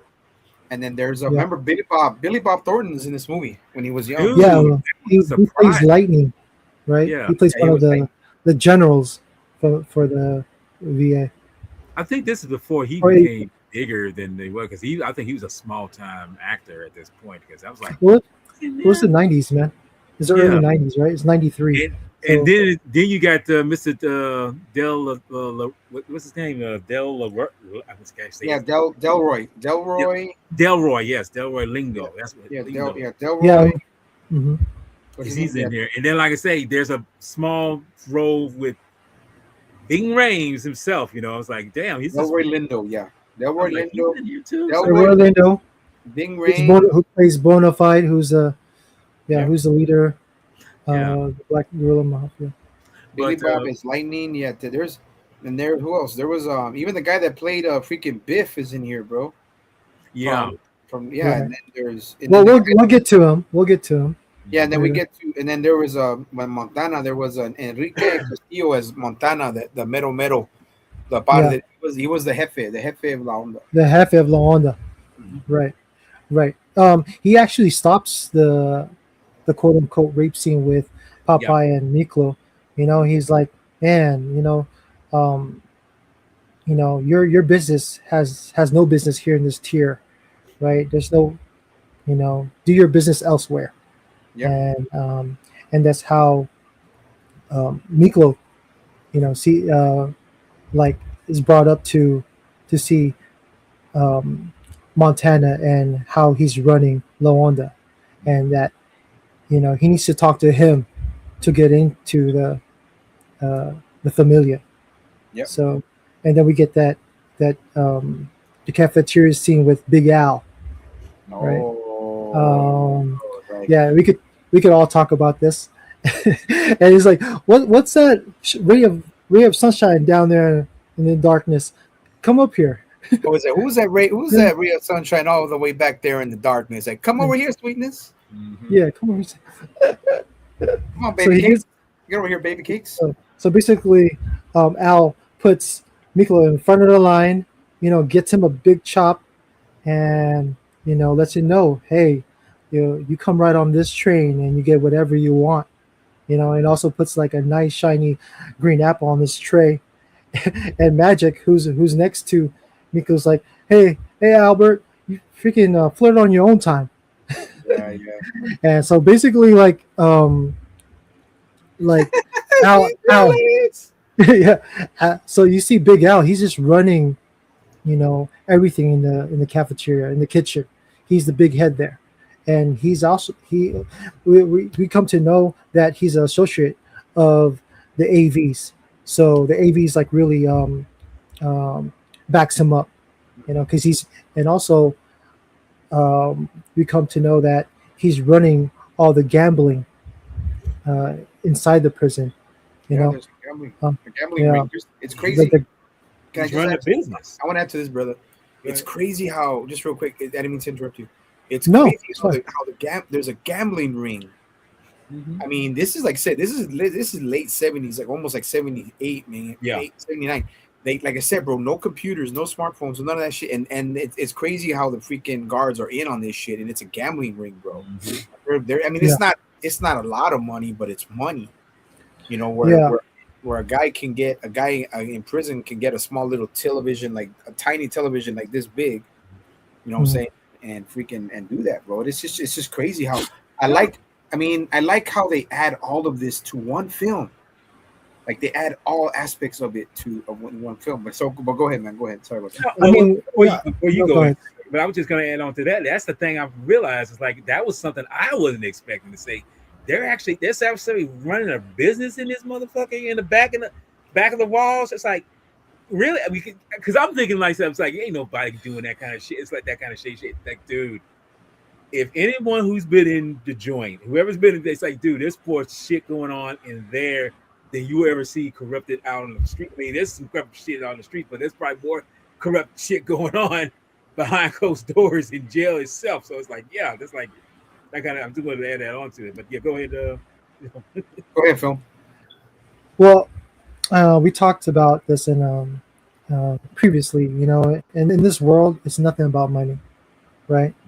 You just follow the money trail, and it's all about people coming up, getting to come up, and when you're put in, this prison and this place, where it's limited what you can do. These individuals become entrepreneurs in themselves. There's not just the gambling ring, man. There's different kind of business here. There's prostitution, right? There's drugs. There's also food. There's also protection. You name it, man. Clothes, right? Everything, supplies. It's all a business, and it's all bringing money, and it's how you deal with it, right? And also, you don't think the CEOs are in it? These correctional officers, they're gonna get paid. Money talks, man. Everybody has a price. Yeah, everybody has a price, even probably all the way up to the warden, right? Which is crazy. And also too, like even lawyers, how you dealing with your case, and you could pay someone who's very knowledgeable with the law to help you with your case. Get less time, get put in parole, right? So so basically it's all the business, but going back to the movie, Miklo goes and talks to Montana. He wants to let him know that he wants in on the family, and it's like, how are we gonna let this white boy in here? It's a Weddle. Hey Weddle, you speak Spanish, but also parrots speak Spanish. So yeah, so right. So what you gotta tell me?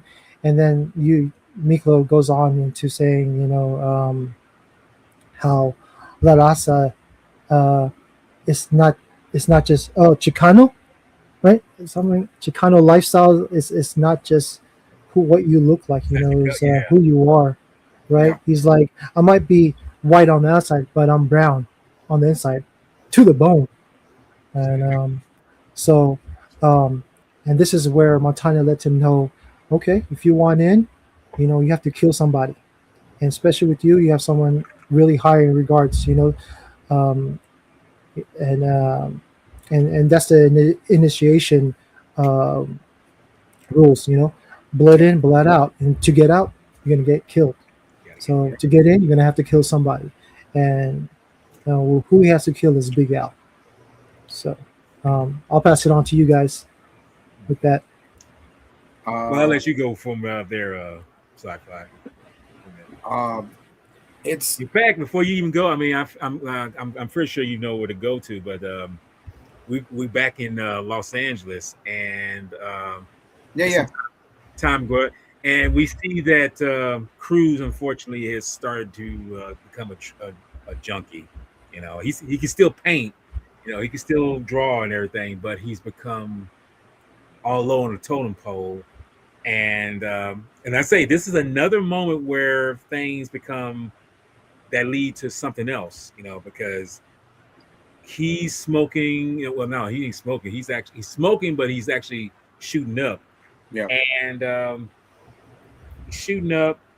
And this is a crucial moment where everything changes for, I think, yeah, for Paco in a way, because something happens that just leads to this. But I'll let you take it from there for that point, because I Yeah, forget. like well, I'll just say this: when to get the whole point, to get the point of Miklo taking out Big Al, dude, it's a whole big process, but he does it. He actually does it. Gets into La Onda and finds out about the inner circle and who's inner circle. And remember, let's not forget, legendary Danny Trejo's in this too. And Danny Trejo's, Yes, yes, yeah. and he was young, dude, and he was freaking fit as fuck, dude. And he had, Mhm. he was in a lot of these movies, man, because he lived in LA at the time, so he was getting these jobs, getting into these films. This is one of the movies that springboard him to his fame and It's fame. to his what do you call it, notoriety as a either a henchman or a freaking background antagonist and stuff like that. But Or yeah, the he lead was actor, really. I exactly. don't know if you guys know that he actually did time in San Quentin. Yeah, yeah, Yeah, he did. Yeah, Yeah, he uh, did Danny time. Trejo. He did Mhm. time, and he was actually a boxer too. He was an actual boxer. So that's another thing too. That's so crazy. But yeah, so we find out. I mean, Miklo gets into La Onda. He had to do his job. Gets freaking gets Big Al. Freely. Not frames him, but sets him up and does the whole thing, bro. We literally had to like act like a freaking actually act like a whore, dude. He had to act like a whore and shit just to do that shit. Just a piece of ass that he had to use. He had to use his ass to get to Big Al. So Steve Al, yeah. and they did that, and then stabs him in the heart.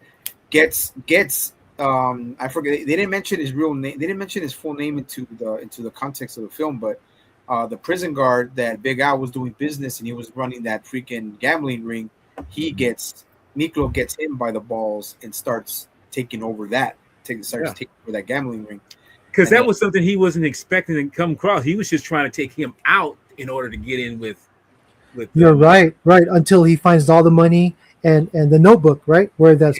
where the prison guard, his name is in there, Hmm. yeah, right, and he uses that as leverage. yep, You know, But yep, this is the yeah. thing about this is, and like I say again, something leads one thing to another. This is where he starts to take what Big Al was using and use it to their advantage in terms of like, I'm going to start steamrolling and making some money here. I mean, it's like he was doing this to corruption, and like I said, well, shit, why don't I get a hand on it too? So he starts making money through some kind of, and hey, making it outside the walls. It's like, what? It's like, it's funny because, like I say, that's another thing I did not expect for this film to do. There's a corruption of gambling and prostitution and all that stuff in the walls of San Quentin. But then when, like I say, Miko discovers this, it's like, well, I ain't just gonna throw away free money. I'm gonna take it on myself to cause this to put it to use. I'm gonna actually make something of it. And like, and he does that. It's like, damn. It's like he comes from an inmate to literally an entrepreneur in a sense. And then he becomes this call of a big, big wig later on. Because it's like even Popeye's like, it's like, hey, whatever. It's like, I mean, get the fuck away from me. I don't, don't talk to me like that. And like, it's crazy how that synergy becomes the way it is. I'm just like, I was not expecting all that. I was thinking like, okay, he's gonna do his time, he's gonna be in there, maybe he'll get out. But as it turns out, no, he's got to actually create this little bit of an empire, if we want to call it that. He starts that inside the walls of the joint. So I'm like, this is not going. I'm in the back of my mind, this is not going the way I'm thinking it's going to go, and I'm glad it's not going the way I'm thinking it's going to go, because it's showing you right there. There's more to this story, to these characters, than just what's being presented. Because you automatically, anyone who's watching, like myself included, thinks that, okay, we see Paco's going to do something different. We see that Cruz is going through something, but Miko is like, wow, he's in jail, but he's actually making money. How's that possible? So, but let me pass to you to Daniel, and you kind of spin doctor from where this goes from there. Yeah. Well, I mean, it's like they tend to show that Miklo is not just a street punk anymore. Like he's smart. Like he learns how to run the gambling ring. He learns how to, because like I said, remember, you're in prison. What are you gonna do? Like what do you're in? You only get certain time at the cafeteria. You only get certain time to get released. So what do you? The majority of your time, 70 or 80% of the time, you're in that fucking cell. Yeah. So it's like, so you're what do? You have to do it. I would go fucking nuts, dude. I have to do something. Yeah. So it's like anybody would go crazy. So he starts to learn it. He starts to learn about it. I can make money. I can do this. Even betting off of basketball games, baseball games, hockey games, like all of that shit. And that's what they did in the 70s, in the late 70s. So he's not dumb. He learns what it's like on the inside. He learns. He gets his GED. He starts studying law. He starts doing all that shit. But anyways, we see how that part goes where it's inside. Even inside of a prison, there's always shit that you can do. Yeah. You can always do so many things. Read, get your GED, study law, even though you're freaking never gonna write a book. Yeah, exactly. You get a book. You the mind, man. The mind is it's like a muscle, man. What do? Knowledge is power, bro. That's what it is. Exercise that muscle. Yeah. Yes, knowledge is power, bro. Like knowledge is power. And now I want to pass it back to what happens with Crucito, since he's doing a lot more heroin. He's moved out. He's still hanging out with Chewy, but they're just shooting up all the time. And I want to pass this to D from Fanatic on what happens to Crucito and Paco's little brother. Mm-hmm. Because this is the what you call the moment that switches his character. Yeah. Moment, so.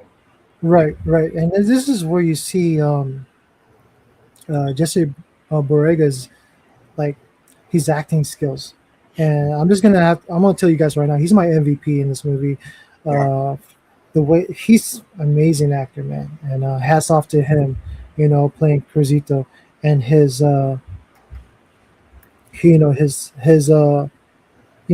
different, showing different sets of Cruzito, Yes. And we get this part of Cruz, man, devastated, right? This is why he's devastated, because he's into his heroin addiction, and he has a studio. He's in there with Chewy, and Chewy's doing heroin, and little Juanito comes by and sees what they're doing, and Cruz tells him, "Hey man, just go upstairs, just chill out, tell mom I'm gonna take a nap, because my back's hurting." So we see this scene. Cruz smoking a cigarette, and it seems like he's gonna set the sofa on fire because he fell asleep because he just shot up, right? But no, you see Juanito grabs a cigarette, and then you don't see what happens till later. Mom comes home, uh, and sees Juanito on the floor with the syringe in his vein. You know, basically, he's dead because of that. And Chewie and Chris wakes up and sees what happened and devastated, right? And Chewie's like, "We gotta get out of here. We gotta get out of here." And this is the downfall of Cruz and the family. And then you see the next scene that I feel is the funeral scene. Man, this scene is heavy, right? You see Cruz afar watching, the funeral, and the whole family's there. Uh, Paco's there, and I think Paco's wearing his Marine Corps attire, right? His Yeah. right, Uniform. Yeah. his uniform, and then you see um, uh, his father goes to Cruz and lets him know that, hey man, you're dead to me. Yeah. And he's like, That's a punch. Juanito's like, forgive me, man. No, that Cruzito's like, forgive me. He's like, no, you're dead to me. You're dead to me like Juanito. And he goes back there, and Paco comforts his stepdad. And it's crazy because, like they weren't close before, Paco and his stepdad, as we saw in the beginning, right? His stepdad's like, man, what's up with the cord? Didn't you talk to the um uh what was it? He said something. Yeah, he was talking about having to get some certain things, or in the The beginning. recruiter. I'm sorry. Thank you. Yeah. You need to The get recruiter. He's like, didn't you talk to the recruiter? But look at him now. Um, close to the dad as a Marine, and comforting his stepdad. Which Cruzito is now gone from he's like kicked out of the family where he was his favorite. And Now he's yeah, it sucked. And then we find out. Can I just add something? Yeah. Go ahead. I just want to add something really quick, man. Yes, please. This part for me with Crucito, man. I took a lot from it because I mean I don't go through what I mean. Of course, it's a fictional story and everything like that. But the one thing I do know about is pain, and I want to say it because thank God I don't have to go through the hard stuff or anything like that. But I know what it's like to have pain, man, all the time. And like it can distract you so badly. Like you can do stuff, this and that, or whatever, and he's taking the normal stuff, but he's like, nah, man, it's like it doesn't help. It doesn't help me, dude. It doesn't take the pain away. And like with me, it's like when he did that, it's like I understand from a certain standpoint why he does it, but Yeah. I don't. I mean, yes. Was it his fault? It was, because in a way it's still his fault, because remember how was Paco? I want to tell you guys how was Paco to Miklo in the beginning. What does Miklo see? What does Miklo see about Paco, man? He wants that, it's influence, man. It's influence. And I don't think it's added inspiration, but I think that it's just they see you, regardless, dude. If it's not how you want, how you do not want to be seen, Pete, you are gonna be someone. So people are gonna look up to you, and people are gonna be, what's that word, influenced by you. Yeah. Mm.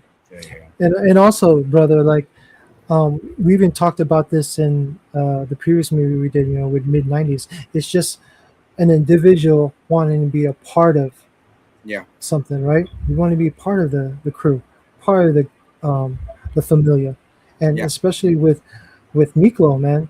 it's hard because he looks white, Yeah. but he's actually taken more aside of his Chicano part, and him being Latino, half Latino. So yeah, he just want to be a part of something, and like you said, Paco, yeah, it's not just inspiring him to do something. It's like, yeah, he's you know, he's family, and he's also part of Vatos Locos, and Miko wants to be a part of that, and he kind of looks up to him too, in a way, right?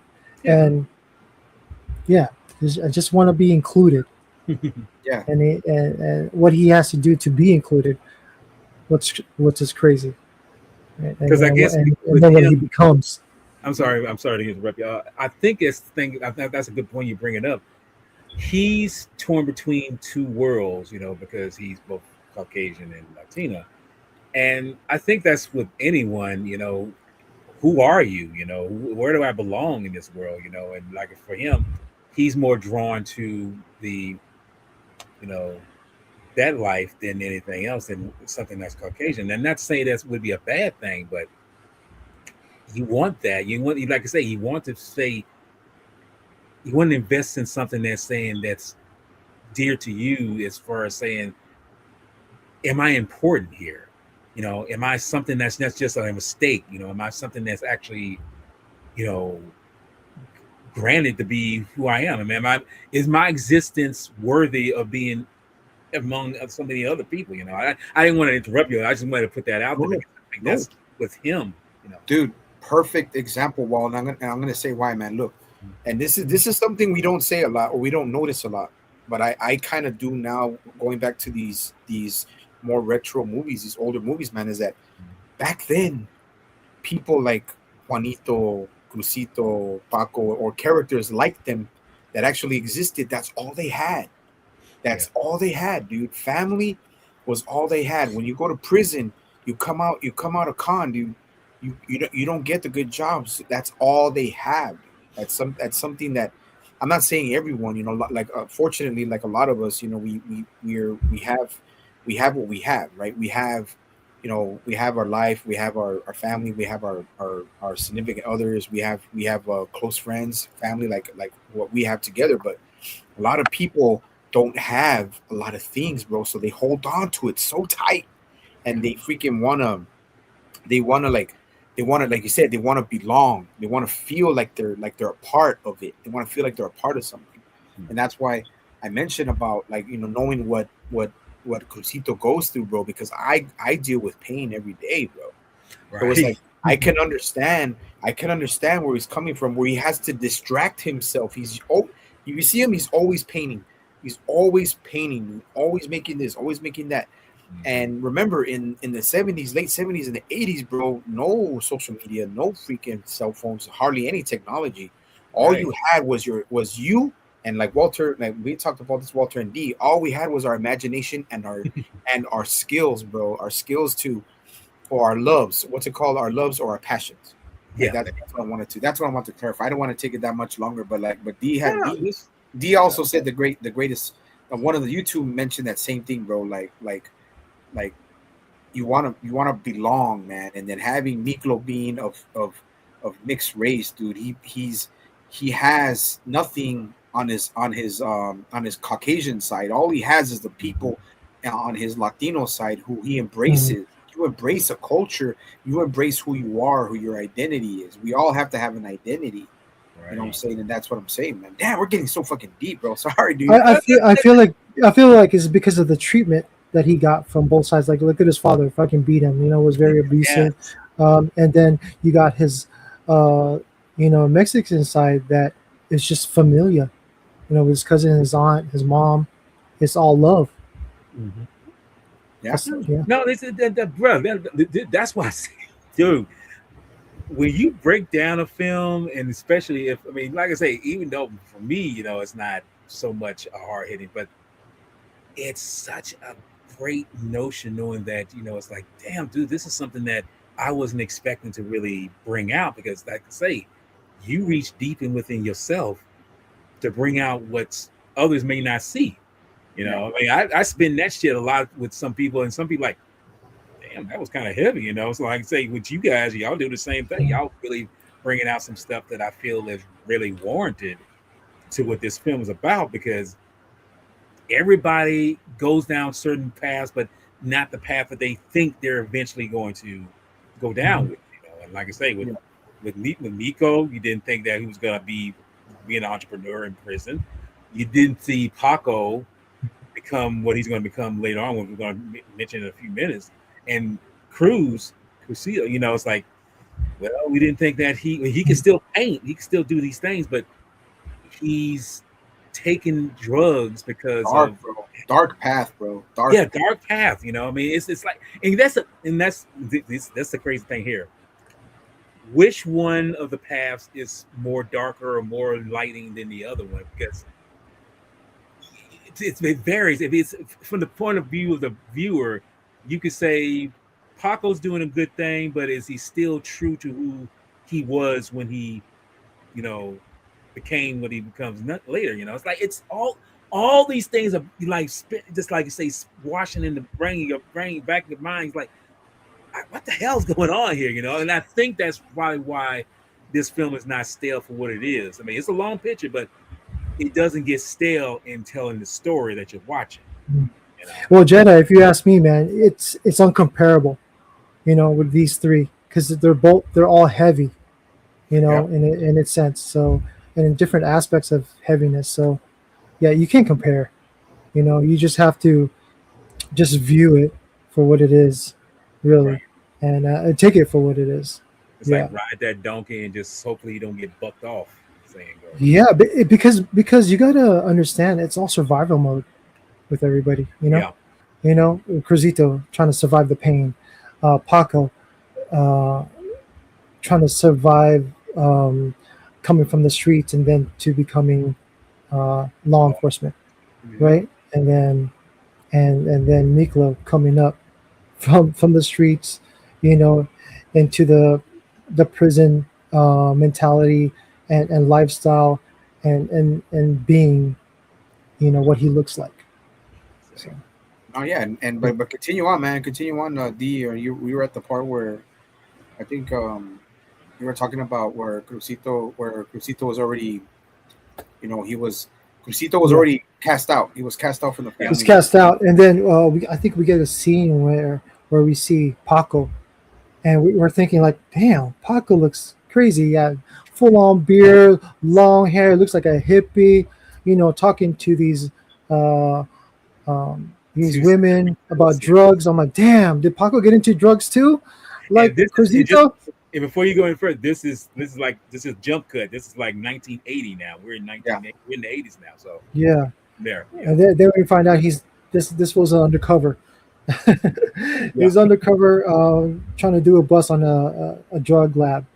Yeah, and and it's two women like you mentioned. It's like it's two females. yeah, One's it's an mother older, one daughter. is young. And the funny thing is, they say they that's one thing about these two.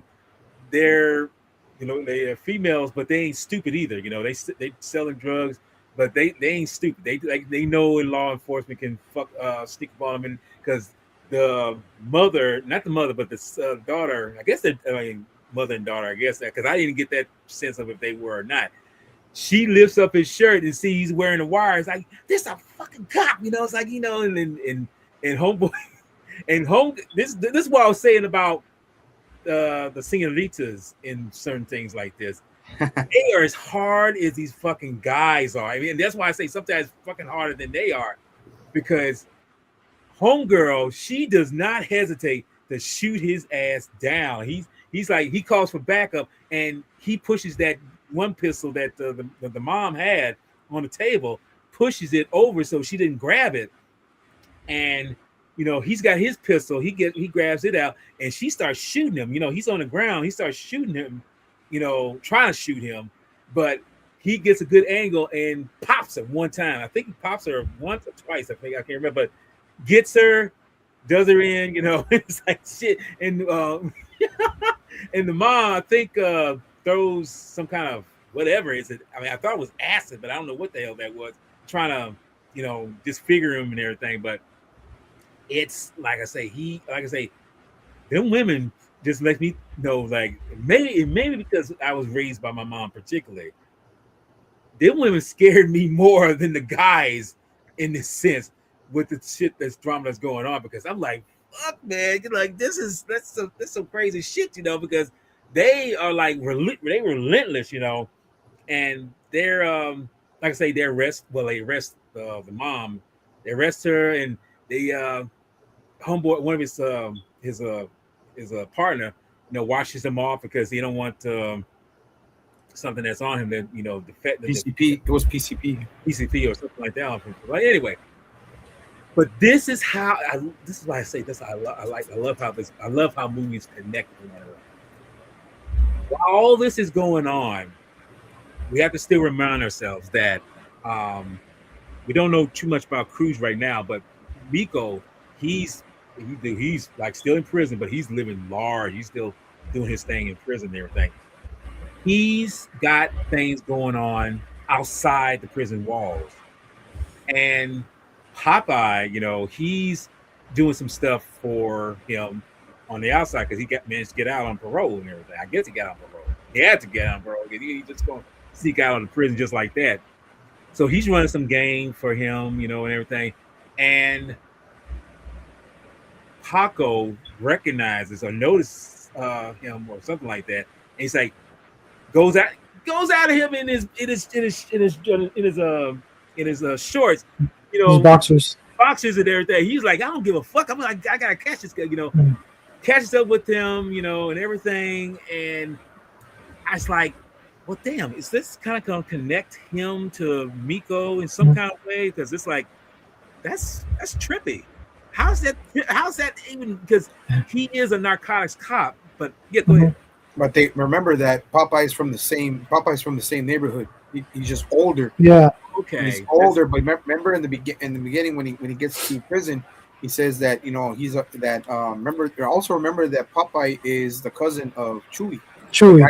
The guy that's always with Crucito. So no, it's a good thing you brought that because I think I missed that part, and that's why I say the characters, who interacts with what, and I sometimes miss those little nuances about that. That's good. But also Jedi, that drug lab, it's another business for them.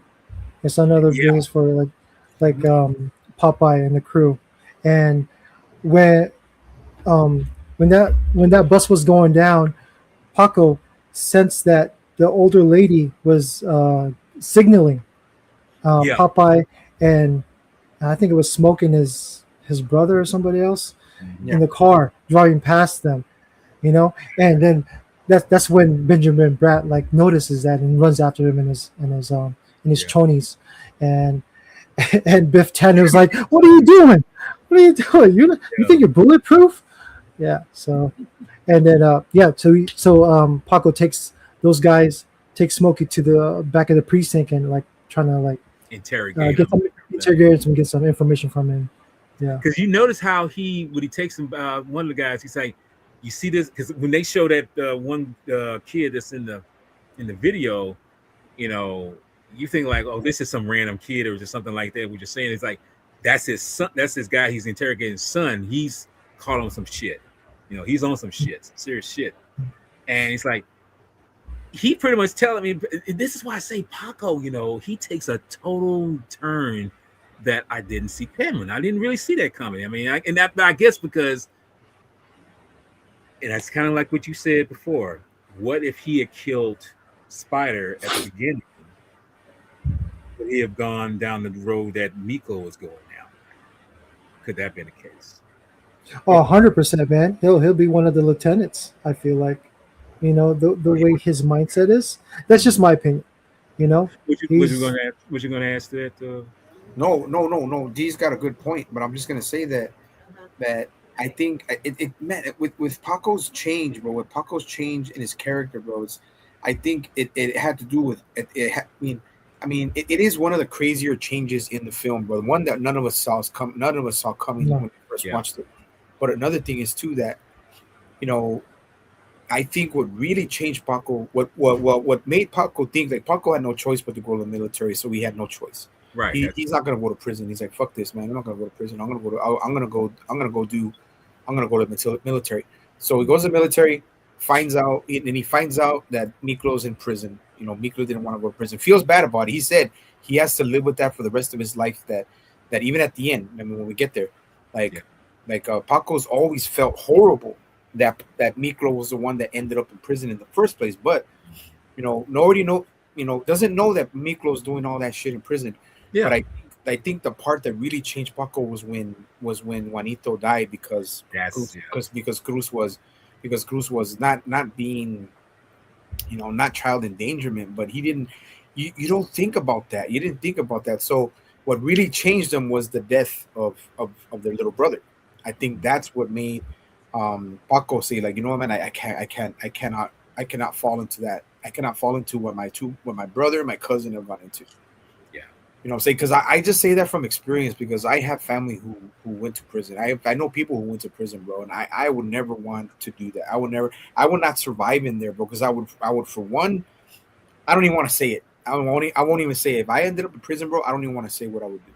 Because a person like me, with the mentality that I have, bro, it would not be good if I ended up. You definitely, I think, like any of us, you like any organism, you fight to survive your own existence. It's like And plus, you're too pretty to go to prison, that's or too sexy, and too sexy. Well, we're all too sexy to go into prison. Don't drop the soap, Daniel. Yeah. Well, I mean, but I'm just saying. But like, it's like I think if for the characters, change is what's happening to his family. He saw what his mom and his stepdad went through with the loss of their little brother, and then what Crucito's going through. Like he was part of that. He has to know he was a part of all of that. He had a hand in all. He was the catalyst that caused any of all of this. And it's like, yeah, that's true. That's a burden you have to carry with it. And that's why I say it's like, how could this lead him to? Because I'm gonna be honest with you. I mean, truth be told, not everyone falls in that line of that leading them to the better part of themselves.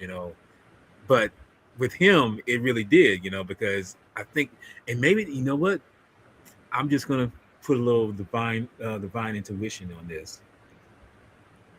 Maybe that was just a way of God sending an angel to him to say, like, you may have messed up these individuals' lives, but don't mess up yours. You can probably do better, in a sense, and not become the monster that you might have. In a way, I think too. Now that I think about it, he could have been worse than Miko in my mind. Oh, definitely. Oh, dude, that's a no doubt, dude. That's no doubt that he would have. And it's if there's anything about a redemption arc, bro, Paco, that's. And I mean, not even. I don't even think he wanted it. I don't even think he asked for it. But it was. If there's any type of redemption, he finds it there. But it's something that he didn't. It's not. I don't think he just didn't want it because he wasn't expecting it. Like he's. Yeah. You don't. Sometimes in life, you don't expect stuff to happen, I guess. And his character arc, the way it went was just. Crazy, dude. It was just fucking crazy. And dude, and remember, we're not even at the part yet we're not in the part yet where he actually, catches up with. Yeah, we ain't at that part yet, but we're gonna get there though. Yeah, and Miklo calls him and tells him, "Oh, I'm out." He's, "Oh, you're out? How you been 2 weeks?" Like, motherfucker, you been out 2 weeks? You didn't even call me. He still wants to keep that connection because not only because sometimes we do have to get over things, bro. That's a part of life. We have to get over things. Yeah. He's a cop. He moved on. Miklo's on parole, so that's good. Being parole is a good thing. That's a good thing. So, but you get to that point where because we're already at that point right there where he's already connected to what they were doing. Because you put the connection into with Popeye. Popeye gets popped by Paco, but they don't have nothing. They don't get nothing out of him because they're not stupid. They're not gonna snitch on their own organization, their own prison gangs, dude. Prison gangs, even to this day, that I know work differently than gangs on the outside. So we get to that point now where he's Miklo calls him. He gets out on parole, gets lucky. Still tells him Montana, because Montana too, man. Montana, the middle, Let's say bring that up. yeah, Yes. the jefe. He's trying. He's looking from. He does look from an. He's looking from an older veterano. We call them veteranos. Veteranos are He's a more wiser, as they say, Yeah, sensei. We like to yeah, say. veteranos are veterans pretty much. That's what it's called, veterano. And he doesn't. He does see things differently. He wants reform of the prison gang. He wants to get guys out on parole, get them working jobs, being productive members of society. But honestly, even back then, who would want to be in a society of that? I mean, if you've struggled and you've done so much crime, or you're getting on parole, what are you really gonna give to society? You have to think about yourself at one point. You have to And think just about, yeah, and I was gonna say that's the thing about Miko. He tries to do the straight and narrow thing. He tries to be an upstanding, you know, citizen. citizen and everything. But what do we see? Society.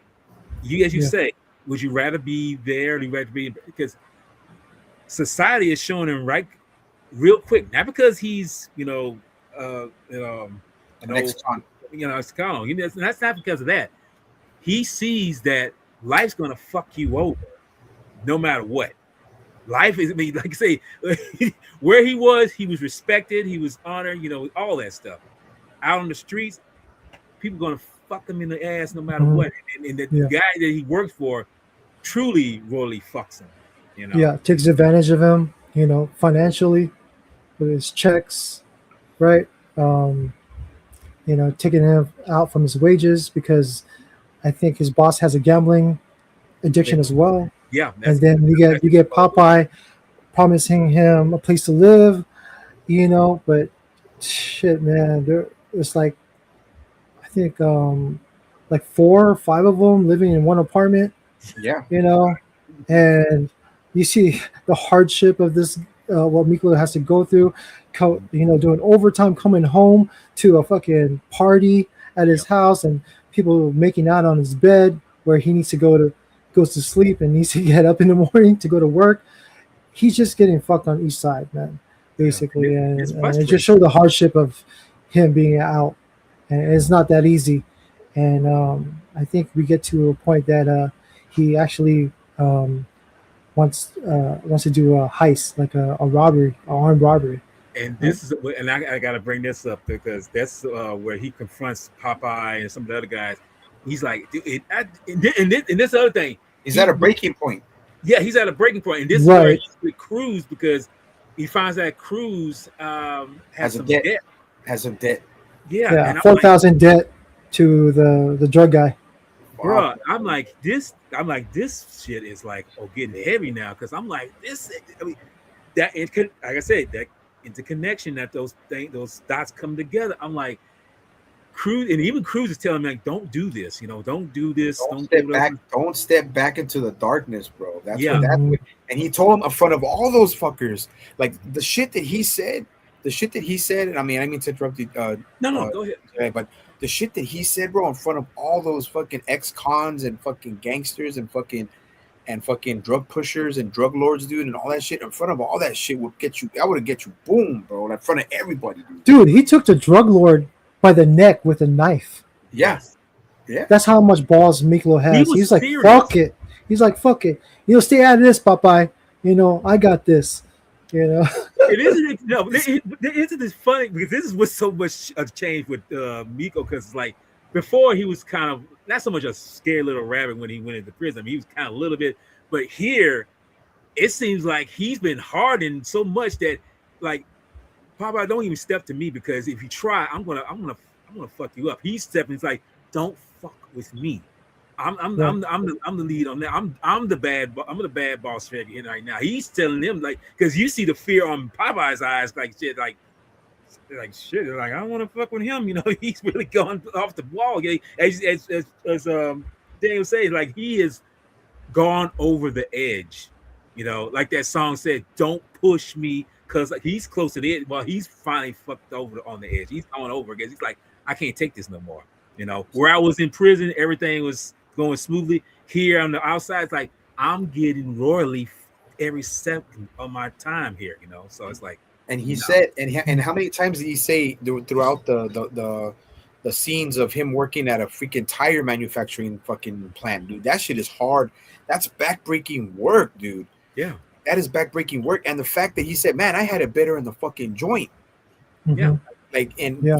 even, but see, it's not only that, bro. It's like I said, like I've heard a lot of people that were in prison. My dad has friends like this, man. They're in prison for so long, dude. They get used to it. They don't when they come out when they come out for parole after 10 years, a lot of them go back. The majority of them go back in Because that's all they know, right? That's all they know, dude. They'd rather and everybody talks about the taxpayer dollars and all this shit, bro. Like that doesn't mean taxpayer dollars, yeah, for the facilities, but living like that. Living like that in a prison living with somebody you have to, not that you want to get to know someone, you have to get to know. Yeah. And it's like that's the difference between people saying like, oh yeah, well, you know what, go to prison. It's go to prison. You don't want to go to prison. No, of course we don't, because I wouldn't want that, or nobody would. I wouldn't want that. None of us would want that. But when people do stupid shit and they have no choice but to do it, especially for a manslaughter or a murder, they didn't even really think that was going to happen. They're stuck there for 9-10 years, bro. Dude, 2 years will break a person. A year and a half will break a person. Like it's me understanding what Miklo thinks to himself, because he's like, he learned, he really knows, because what Montana was trying to tell him, man, go out there, become a productive member of society. Now he went out and tried to be a productive member of society. What happens? He's like, fuck this shit.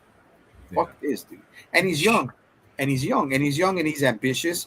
But it's like, he told himself, man, like I lived better in the can than what I do. Bro, in one scene, it shows him sleeping on a tire, man. Yeah. So fucked up. Because he couldn't get a good night's sleep at home. Yeah. This is the brilliance of that, because I'm glad they stressed that in the film when he says that, I was doing better in the joint than out here. But I feel like that's something that I'm glad you bring that up, Daniel, that's the problem. I'm not saying so much a problem, but I think that's the way this film, like a film like Shawshank Redemption, does well too. Oh, great film. Institutionalization of the minds of these inmates, because you go in, it's like, I don't want to be here. It's like as time progresses, something about it's Morgan Freeman says, these walls start to become funny. He has become like pretty much phased into the mind. I mean, the life of what the prison is, because outside it's like, okay, before you went in, it's like maybe it was okay. You go inside, it's like, oh, I'm here, but as you say, you got to set your mind on and whatever with some people, and know that that's the people that you can rely on. You get out of it, man. I'm like, I don't want to be here. This shit, I'm like, something is not happening for me that I want to be happening, and I'm like, I don't want this, And to me, that shows right there a good example of how when a person goes in, if they is, as you say, it could be 2 years, 3 years, whatever. But if you've been there for a good while, you feel like you want to go right back, not because of, the so-called lifestyle, but because it almost seems like you're safer there, or more, together in prison than you were outside, because outside it's like things have changed, but the thing about it is that change isn't benefiting you no kind of way, because there are more corrupt, more cutthroat people out there than inside, because at least inside, who's who, who's going to do what you to whatever, who your so-called enemies are, who your so-called friend, who you so whatever. Out there, it's like you have no so-called connections whatsoever in terms of who's going to backstab you, who's going to do this or whatever to you. So all these things come to a head for him at this moment, and he said, let's do this hit let's knock off this armored car or whatever. Let's get some money out of this.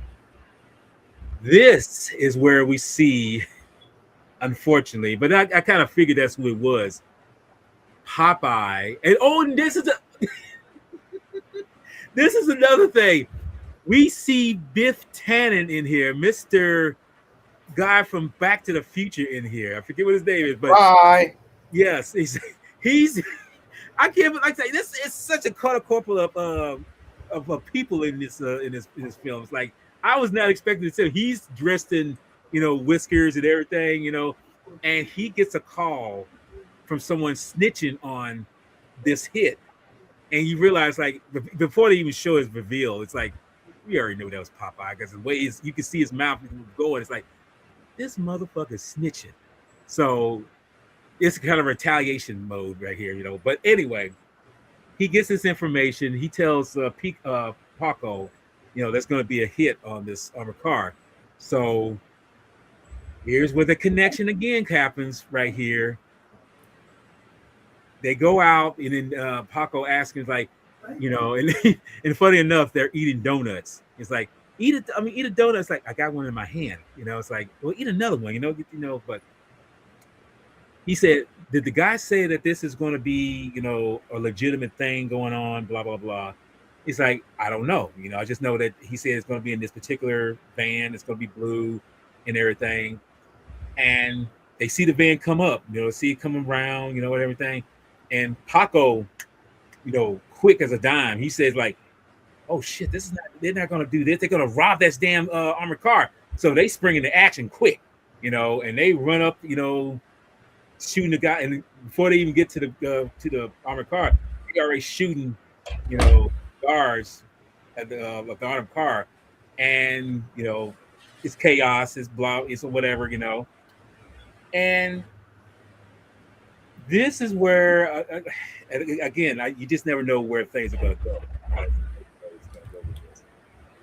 Miko pretty much got the drop on Paco because Paco's running after him. So he figured like, okay, whoever this guy is, because he hadn't seen. That's the thing about it. Miko hasn't seen. He didn't see who was shooting at him. He just knows somebody shooting at him. But he's about to get the drop on him, and when he sees Paco's face, it's like Paco. It's like Miko and Paco said, like, Miko, what the? It's like that moment. It's like, oh shit! It's like two friends, but on different sides of the tracks right here. And this is a moment right here. I gotta say, this kind of broke my heart a little bit rewatching this. Miko saying, I'm not going back. Paco's trying to tell him like, give him the gun, just I can get you out. It's like, get me out of what? You can't help me with this. I mean, I'm screwed either way. He runs away. He's in this moment where he has to make this executive decision. Paco does. You see those flashes back to when they. I'm like I say, I'm getting kind of emotional thinking about it, but he's thinking the times they had together when he got the tat, when he got the that's like all these things, like all these things come flooding back into him. But he knows he's a cop. He's got to enforce the law. Oh God, dude,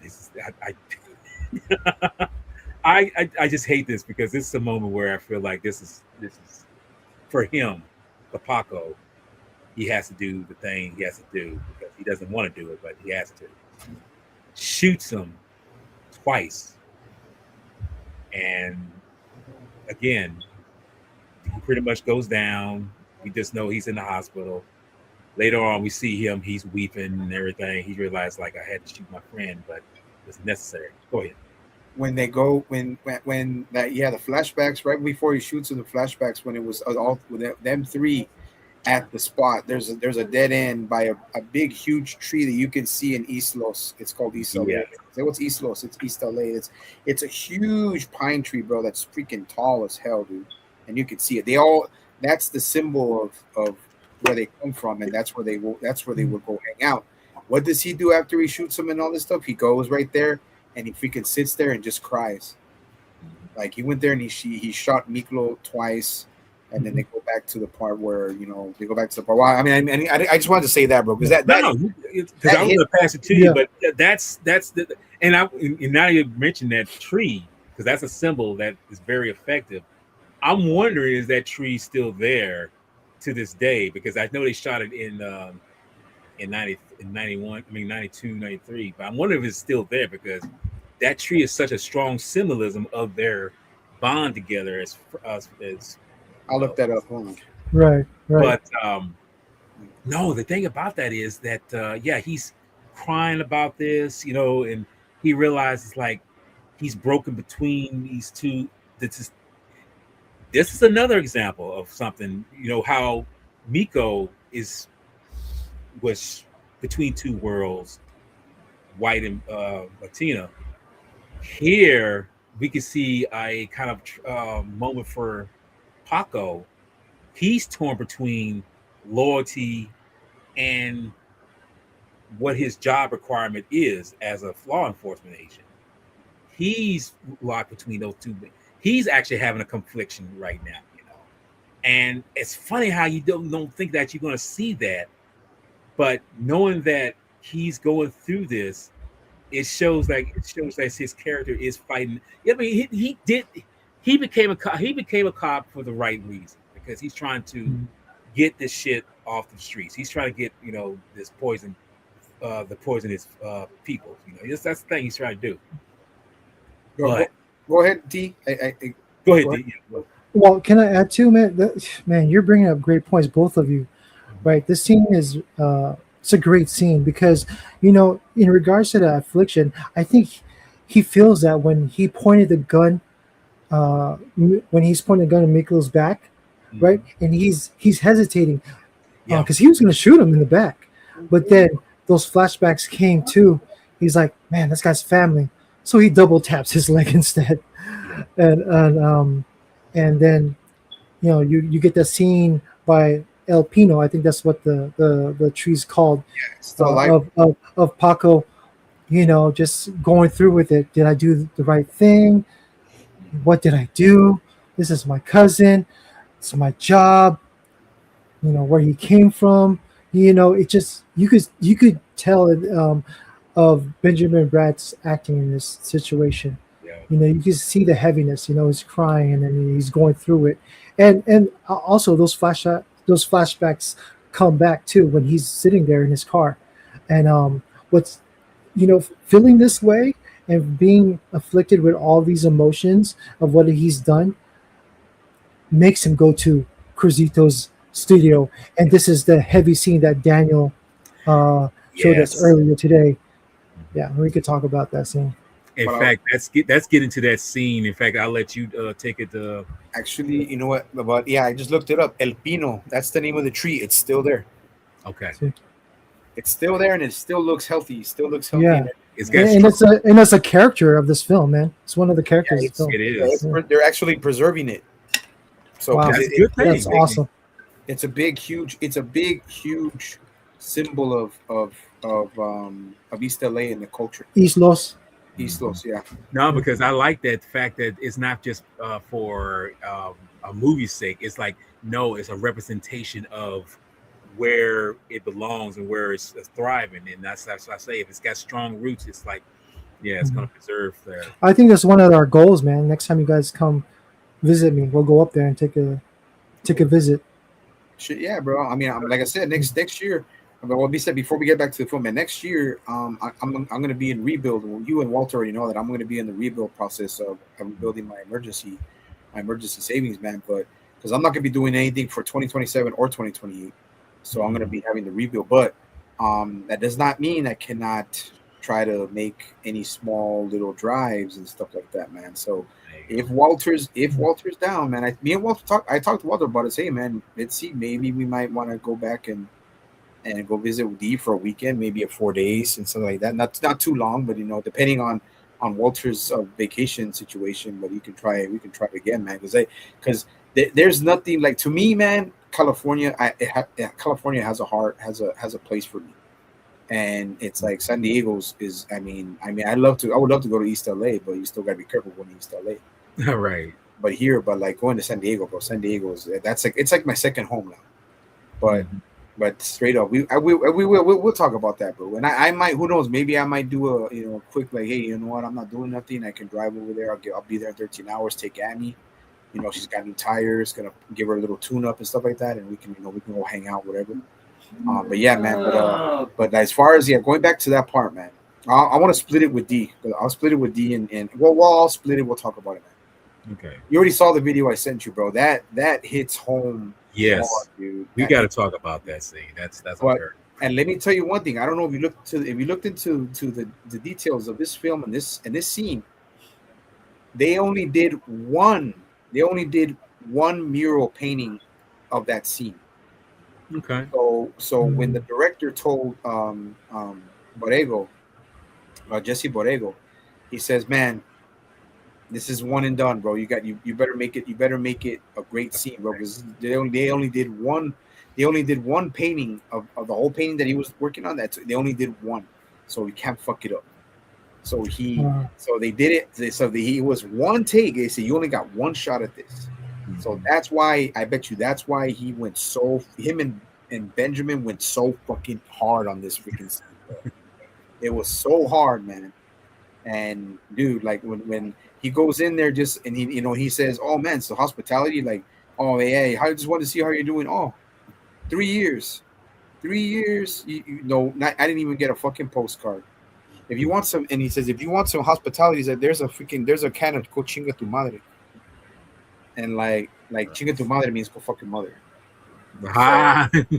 So and the way dude, that scene, bro, and then even having Raymond Cruz in it. Oh, sorry about that. Hold on. No, I can understand. Yeah, that's yeah. D, take it from there. Well, yeah, man. This scene, man. Hats off, salute to Jesse Borrega. Man, you're a stallion amongst mules when it comes to this acting scene right here, man. Yeah, salute to you, sir. Go ahead. Phenomenal, and yeah, man, it's just so heavy. You see Paco come to visit Cruz because of all the torment he's going through within himself, all the decision he's made, and you see Cruz painting this huge mural. It's very dark, and but in the middle of it, it's himself cutting his chest open, and you see Juanito's face inside of it, which is his heart, represent represent his heart and his corazon. And Paco's like, like what Daniel had to say, where you been, basically, I've been here fucking shooting my pain through my veins, and you're nowhere, no support, the lack of it. And they get into it, as brothers, and Paco's like, what do you want from me, little brother? It's like, Daniel, you could add on to that. Yeah, Raymond Cruz or Chewy's characters there, he literally throws him out. He literally spit in Paco's face, and Paco just grabbed him and threw him out of the freaking house right there, bro. And then even Crucito's, hey man, if you're gonna be fucking doing that shit, get the fuck out of here, bro. And he's like, and that's when Benjamin Bratt tells him, how dare you use my little brother's freaking face into your painting? He's like, and Paco looks at him like, Crucito looks at him like, your little brother? He's like, your little brother? He's like, he's also my little brother. Remember that? He's also my little brother. And then, what else does he say about him? He said he looked up to me more than you. Basically disregarded him as a little brother, man. I'm the one he looked up to. You're just focused on being a badass. The badass fucking a-hole. You're an a-hole towards him. He's like, well, yeah. He's like, what about you? He's like, what about you? Freaking always be. What about you? You fucking so want to be badass. You didn't even have the time or ever gave the attention to Crucito when you were too busy freaking running the gang. Right. Can I share that moment real quick? Wait, hold up. Let me share this one.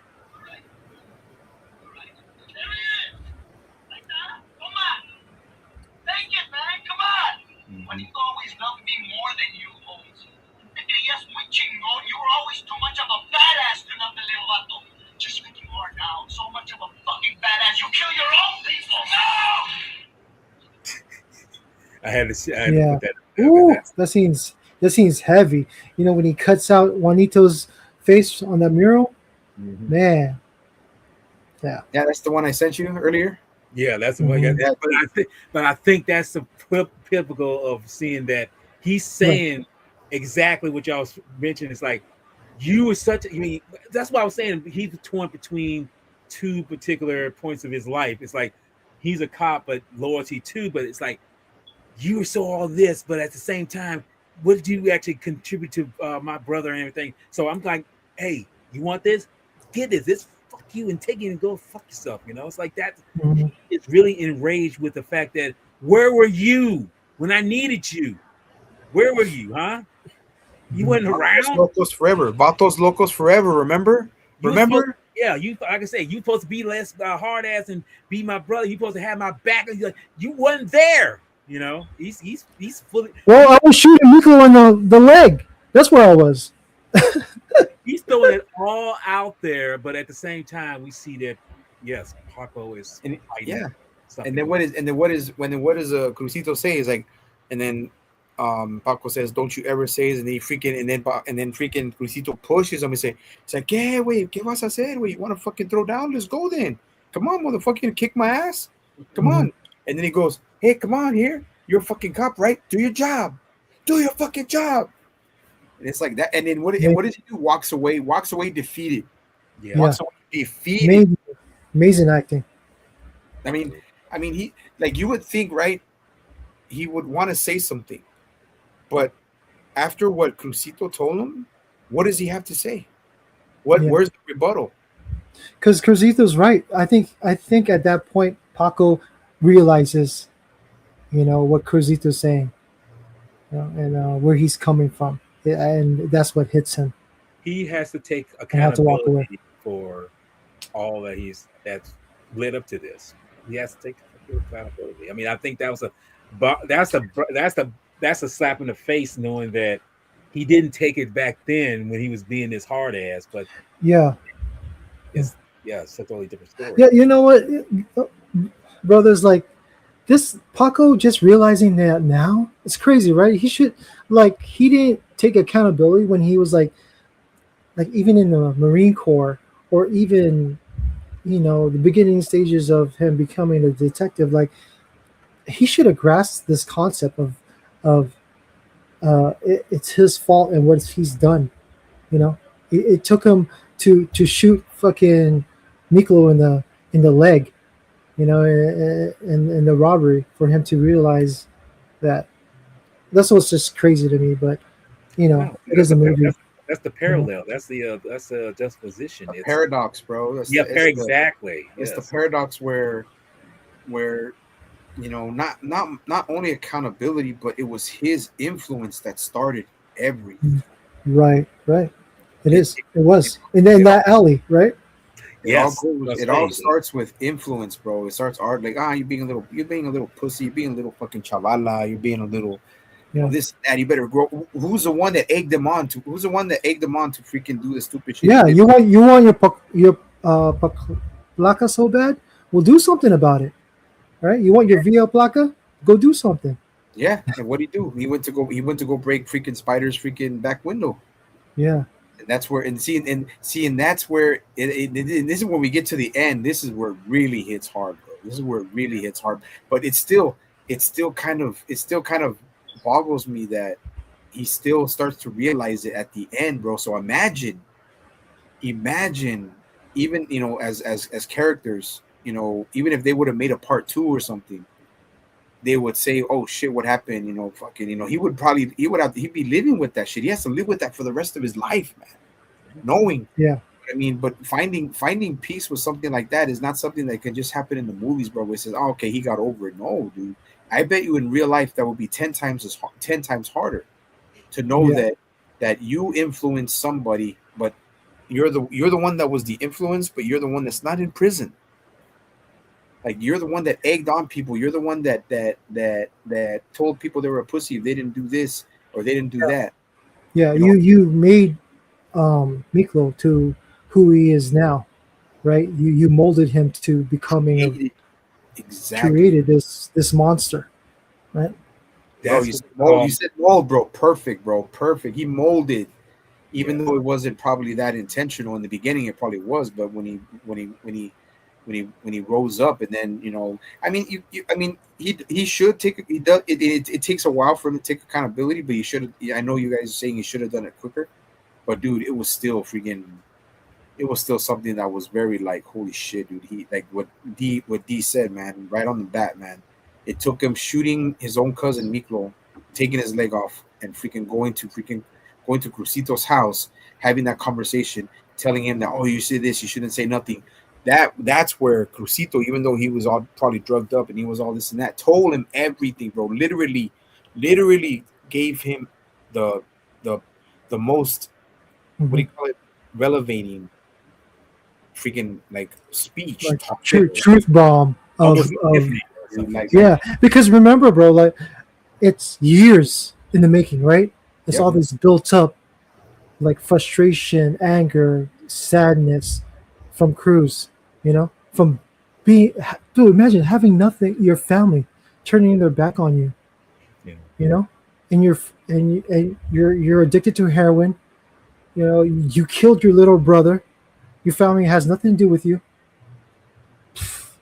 That eats I'm away surprised at he's not dead. I'm surprised he wasn't dead, that he didn't this. kill himself. Yeah, this is what you know. This is what's known as irony, because this is exactly how you are the one who created all this. We created all these it's situations, but you're the one who's walking on the so-called side of light. You think How is you, that possible? But that's the thing. you think the satire was Crucito not taking care of his brother, and then the Mhm. irony was Crucito telling Benjamin Bratt the real truth, that the real truth, that which was Juanito always cherished and always liked um, Crucito better than Paco. Like that had to have stung, bro. Like before we move on, that had to have stung him, bro. And I bet you that's why he left defeated, bro. He left out defeated. He's, I don't want to fight your little brother. He's like, oh, you don't want to fight me? Well, fucking here, you're a cop. Do your job. Yeah. Like freaking like he. It's like I think at that point that was not only not revenge. It was the biggest reality check. But I think that was Crucito's like fucking breaking point. That was his breaking point. Like he either literally wanted Paco to kick his ass or take him to jail. Either Like way, Yeah. either way, it's like do one or the other. It's like I don't know what you mean. It's Yeah, like he was like, I didn't give a fuck at that point yes, anymore. exactly. He was thank you. Yes, I don't give a fuck anymore, man. Like I'm at that point now. I don't give a fuck. because as you say, he's probably high, but I think he might just be so coherent at that moment that it's like he's talking through the drugs, and if he is drug, I mean, he's doing a very cohesive narrative, telling Paco's like, dude, you need to rise up and realize your shit. Seriously, where do you stand in this? So, but the story here is that where we at now, we've seen all this that contributed to that. Now we know that he's back at the station, and he's been told some news that, and this is another thing about this film that I did not see coming. We mentioned it before. Nico becomes an amputee. Yeah. His leg because of the. And see, the funny thing about that is that I think the reason is because when I rewatched it, I didn't realize he shot him twice.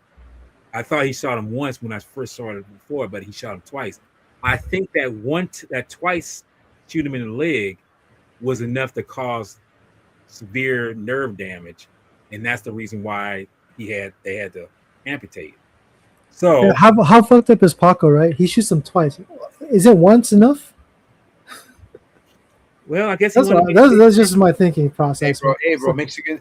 Bro, half breed Mexicans run fast. I guess so, man.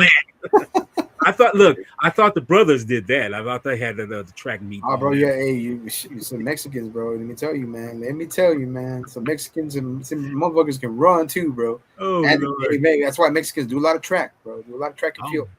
No, okay. but I think at that point now where he understands that that he's done now. He has no leg. He goes there to try to talk with him. He says, "You're dead to me. You're dead to me. Like I'm cutting you off. Like you cut off my leg. Yeah. Like that. No. I'm cutting you off. Like you took my leg. Like oh shit. Like that. Seeing how many and Paco, man, he's been taking some of the heaviest blows in this film, bro. Mm-hmm. And to for him to still keep freaking sane and still do his job, bro, that's I would say, like, how do Mexicans, Filipinos, and black people, when they have to keep their minds occupied, they got to do shit, they got to work, they got to keep their mind occupied, they do it and they keep doing it, man. That's what you call not machismo, but that's like just that's inner strength, man, mental strength. I'll give that to Paco. I got to give it to him, to his character. But now we go to the point where he's back in Quentin as an Again, another thing I was not expecting to happen. I was like, damn, really? I mean, you take it from there, Jedi. Well, I was going to say he's back there. Yeah, I mean, that's crazy. He's back in fucking prison, back where he was before. But the thing about it is, he's back in familiar territory. He's familiar with a certain thing, but certain things happen while he's there. He's the thing, the prosthetic leg he's got is not. I think it's not really well on his stump because it's kind of sore. You see a soreness in, and then he goes to the Aryan situation where he confronts them about something. I forget. Power has switched. Let me add some stuff. If I may, I think what you're trying to say is like he was made aware that the drug game is getting heavy, in San Quentin, and Carlos, one of the lieutenants, wants to take over, the drug game and wants to partner up with the Aryan Vanguard. Yep. Right. And take out the BG. Is it BGA?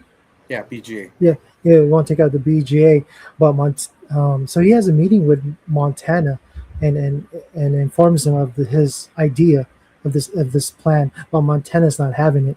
Montana's like, Loanda's not. Loanda's not with the drug game.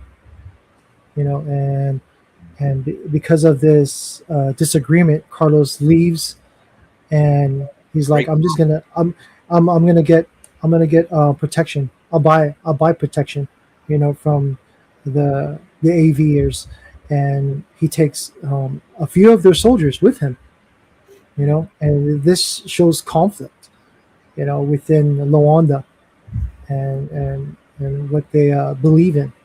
So we could take it off from there. No, well, you're right. And then, since things changed when he was gone, Montana still has that. He has that not saying old fashioned view on how La Onda should be run, but he still wants to keep La Onda. He thinks La Onda is more of an institution than a gang. Yeah. And Carlos just does say a good point, because we can see that it's not that La Onda that they wanted. It's not that Montana wanted La Onda to become weaker. It's just that it got weaker because Carlos broke off and made a deal without consent from Montana. That I believe that he made a deal with the aviators, which gives Carlos a certain percentage of the drug profits that they make when they sell it or whatever. And then Carlos is getting more of the drugs than from the aviators, from the Aryan Vanguard, and he's getting more pure. And I don't know, people that looked at it, he's getting more of the pure stuff, while while the aviators are giving the freaking BGA fucking baby powder. Yeah, right. So motherfuckers are getting fucking high on baby powder and all that shit. They're fucking getting sick or whatever the fuck. So it's like there's leverage now. The Aryan Vanguard suckered in Carlos, because Carlos is a user. They didn't say that because they showed that when he was talking, when they had that meeting with Montana, that he says he's shooting up. He's got a line. He's got a freaking thing right there in his Right. He broke one rule, man. He broke that rule. Getting high in your own supply.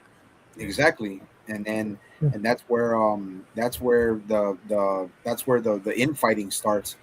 and then they start making moves they start making moves and doing stupid shit.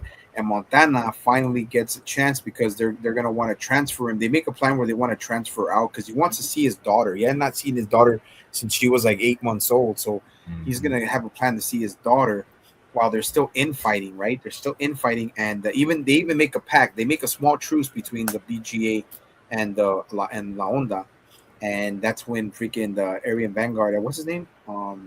Red Rider. Red Red Rider. Rider. Yeah, he started saying, "Oh, look, freaking." What does he say? He says, "Freaking wetbacks and porch monkeys making friends." Like, I was like, "Whoa," and shit like that. Yeah, dude. I was like, "Wow, though, dude." Like, Yeah, I'm like, I can't wait for this one to die.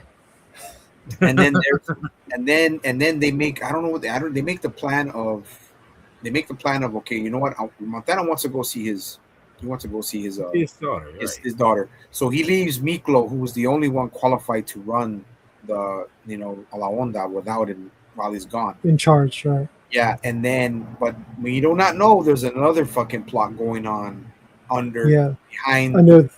behind the BGA behind the BGA, and it's not even BGA. I'll say that, and it's true that it's not even them because the look on Bonafide's face when he finds out is like, what the fuck. But anyways, Montana goes to somewhere else. I think I'm more outside of. I think it was what. Yeah, they transfer him out to another a facility to go Yeah. see his daughter, like you said. His daughter. Right. And Yeah. then you want to take it from there? Yeah, so Montana gets to the facility, and then he's the cell right next to him is an older black fella. I forget his name, but What is his name? Yeah. they did a little chit chat with each other. Doesn't know why he's there, and right before Montana sees his daughter that following morning, um, that older black individual fucking shanks him, man. What sucks? Well, I didn't see that coming. You know what I mean? But what transpired here is we see that he got the kite's a little note from a pick, this wooden pick that we've seen before. Yep. It's which is supposedly Bonafide's comb. Yep. So he's getting that information, details on the hit for him to hit Montana, and which he did, and then he burns up the note, the kite, and then breaks up the comb and flushes down the toilet. Yeah. And this shit and everything goes down to shit, I guess. Yeah, basically. Yeah, so we could talk about that too. Yeah. No, and then they start like I'll talk about a little bit. I'll pass it back to Walter, man, because he gets whacked, man. Montana, the last person I thought that would be whacked, man. Like seriously, Me too. what the fuck? Me like, too. What? Like he was like whatever he did a lot of whatever he did, he was never getting out. He must have done some really fucking. He must have murdered somebody or done something. Yeah, he's a lifer, right? He's a lifer. Yeah, he's a lifer. Yeah. So we're like, okay, he got whacked, and I didn't see it when I first saw it. I didn't expect it. Right now we'll get Jedi's freaking reaction when he saw that he got whacked. So, the whole point is he gets whacked, man, and then we're like, holy shit, dude, what the fuck, what the fuck's gonna happen now? And then it's all hell breaks loose, fucking almost a riot, bro. There's like the prisoners are flooding the freaking. No, it was a riot. Yeah, I remember that. Riot, dude. And Miklos trying his hardest to keep them from not doing nothing, because it's like, what the fuck's going on? What the fuck's happening? What's this? What's that? And what the hell's going on and all this shit? So we're like, okay, so they find out, they get the guy, right? The Bing Rain's character and Paco, they get the assailant, right? They have him speaking and shit. They literally said before they walked in, man, because Bing Rings is interrogating him, and he's literally saying like, dude, this guy's ex-Nam, bro. He's ex-Vietnam. He ain't gonna talk. He ain't gonna say nothing. He ain't going nowhere. He's got nothing to lose, so he ain't gonna talk. And then they get Bonafide to actually go and talk with him, and this is where the shit gets really fucking ugly, bro. Because Bonafide's face, bro, is like. He's playing it off good, but when he gets in there, to interrogate the guy. I forgot his name. The old guy. Yeah. Dude, he even with handcuffs or with the whole handcuff and the body thing, bro. He freaking tells him, "Why'd you whack Montana?" Well, that was the order. That was the order you said. That was the order. Mhm. And then he sits down next to him, bro. Before he grabs him, digs into his freaking rib cage, bro, and rips it up, dude, and starts getting that motherfucker to speak. And he says, "I didn't call no fucking hit." He says, it was everything, man. I got the note, I got the comb, I got the whole thing, man. And he pushes down the toilet like you said, and he's like, he said, "Who said?" He's like, they told me it was you. And then you just see the horror, bro, in Bonafide's face, bro. What is it? Delroy Lindo. Lindo, Yeah, yeah. Orlando, yeah, he's a great actor, huh? He's He a is. he's a legend, bro. A He legend is a and legend. one of the brothers, one of the best actors I've seen since old school times, bro. Yes. He is a great dude, and when you see his face go like, Yeah, So you notice a double cross going on here. Yeah. you can see the devastation in his face, huh? When like, his look. because it's like, because he's not directly like Montana, but he's not that different from him either. He's like he wants his brothers, he wants his race to Yes. all these motherfuckers are cutthroats, bro. At one point, but it's like you want if you're a leader of something, bro, you don't want all your brothers or your soldiers to die for nothing, right? Yeah. So we get to that point. Before we get moved on to that part, I want to ask Jedi, what did you expect Montana to get whacked like that? Now I'll be honest with the crutch of that, it seemed like no, I didn't at first, but then it's like this is an older man, but he's right next to him. It's like, and then when you see that guard lock him up outside his cell, it's like something's amiss here. It's that moment that's like, oh, he's about to get taken out. That's the because before when he was inside, it's like I didn't see it. I didn't expect him to get whacked there. But when he got locked up outside his cage, it's like, oh, it's about to be a hit. He's about to, and it's like it's going to be the old man because see that's the thing about anybody who gets whacked. It's usually done by somebody you don't expect to do it. It can be the most meekest of individuals or meekest looking individuals, or somebody that's like, I can't do anything. It's like this motherfucker stabbed him like, uh. I was like, damn, and that's like, no, I did not expect that when he was inside at first, but when I saw him outside the cage, yeah, I did see. I saw that coming. I felt like, yeah, Montana, and then you hate to see that him getting taken out, but at the same time, you realize, like, yeah. And then, like you say, when he got taken out, a whole riot went through the damn prison. It's like they took out, Montana and everything. So it's like, yeah, and that's the crazy thing about that. It's like he didn't see that coming. But yeah, we was going back to the interrogation with him, Daryl Leno's character, Bonafide, interrogating the guy, it's like, who did this? Who put the hit out, and everything. So, and that's why I say this is why I say it's so a mess right now, because all these things are happening, all these things, like who's the trust and everything. But I think this is where this makes Bonafide and him and Miko kind of team up to like take out some of the white leaders or white the area in Vanguard. No, they take the majority of them out. Like they plan it out. I think Miklo was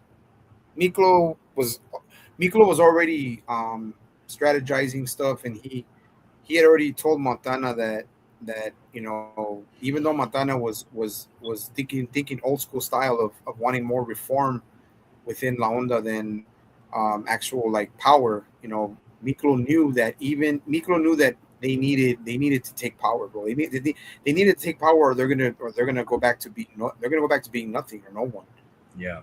And Well, that's why like I saw this comment right here by Grim 420. He says that I don't know. I think I I didn't wonder even if see it. Hold up. yeah, I wonder if Grim's talking about I wonder if he's talking about Bonafide or Miklo. I don't know which one of the two, but yeah, Miklo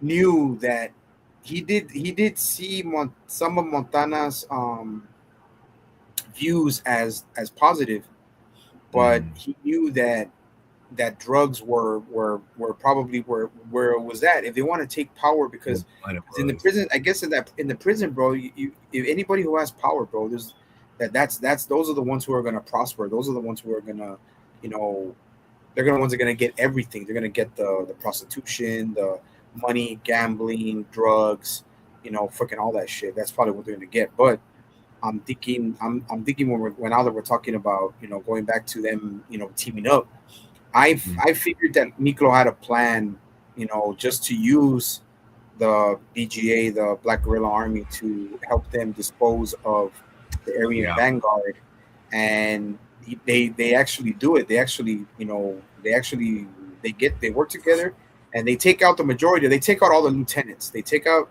Red Rider, and they take out Lightning, Billy Bob's character, and they take out pretty much everybody, bro. And they're actually, you know, teaming up and they're making an alliance, right? But Yeah. then, lo and behold, this is where Miklo makes his move, and they take out Bonafide. Bruh, that was something I did not see coming again. I was like, what the fuck? And you see how they did Bonafide so wrong, man. I mean, Homeboy got him literally backstabbing, but a sword not through his chest, through the fucking jugular, coming through. I mean, it's like, and I love this effect too. I mean, I love how it you see because at first I'm kind of like, what's going on? He's getting something's happening to him. You see that sword come slowly outward in front of him. I'm like, and you see who's doing. I'm like, damn, dude. I'm Yeah, it was like, y'all magic. Yeah, I was like, yeah, damn, dude, y'all are some ruthless motherfuckers here. Shit. and we can't forget Magic. I mean, Magic is, you know, he when Who's Montana magic gets again? whacked and Miklo becomes just takes still in charge. Magic is pretty much the one that, you know, does a lot of the heavy duty killing and stuff like that. So he's the one that I'm has to trying to take say out. who's yeah, okay, who's played by is Victor Rivers. Yeah. Victor Rivers. That's Yeah, who man is, yeah. But yeah, dude, yeah, yeah. he's and I have to say I gotta give him props to him too. That actor, he does his job so well by being a very stealthy kind of individual by not giving away his position in terms of what his real motive is. And because when he takes out a modifier, it's like, okay, I guess that was that ain't him, you know. So it's like, okay, I'm like, damn, See, and before I'll pass it to D2 so we can talk about it. That Now remember, before he takes out Bonafide, when they make the truce, person to person, each lieutenant, one with a lieutenant, you know, each.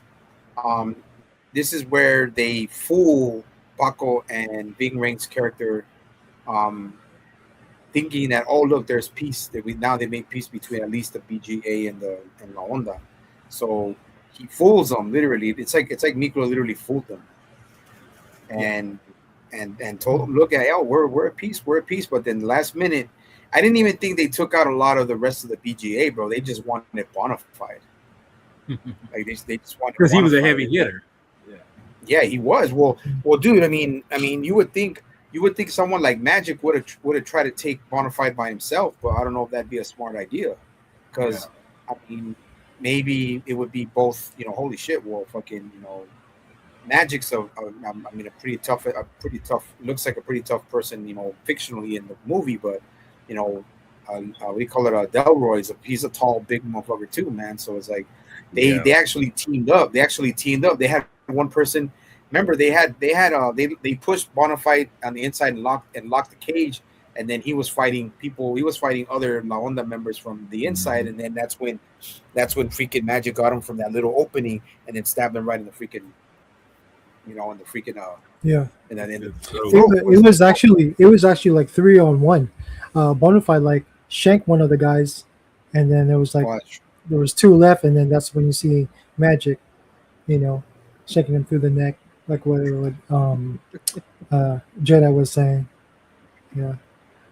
Yeah, there's a lot of double crossing going on, right? yeah, that's From what I'm Buffalo saying. double crossing, Paco and Ving Rhames, and then you get that because of the quote unquote truth, and then Luanda double crossing the BGAs. After they hit all the aviators, right? All the lieutenants, like that lightning. Uh, what's his name? Billy Bob Thornton. Yeah, Lightning, Yeah, Lightning. Billy Bob, and then Lightning. yeah, And then Red Rider, like freaking setting him all in flames. Like, yeah, just horrible ways to go out.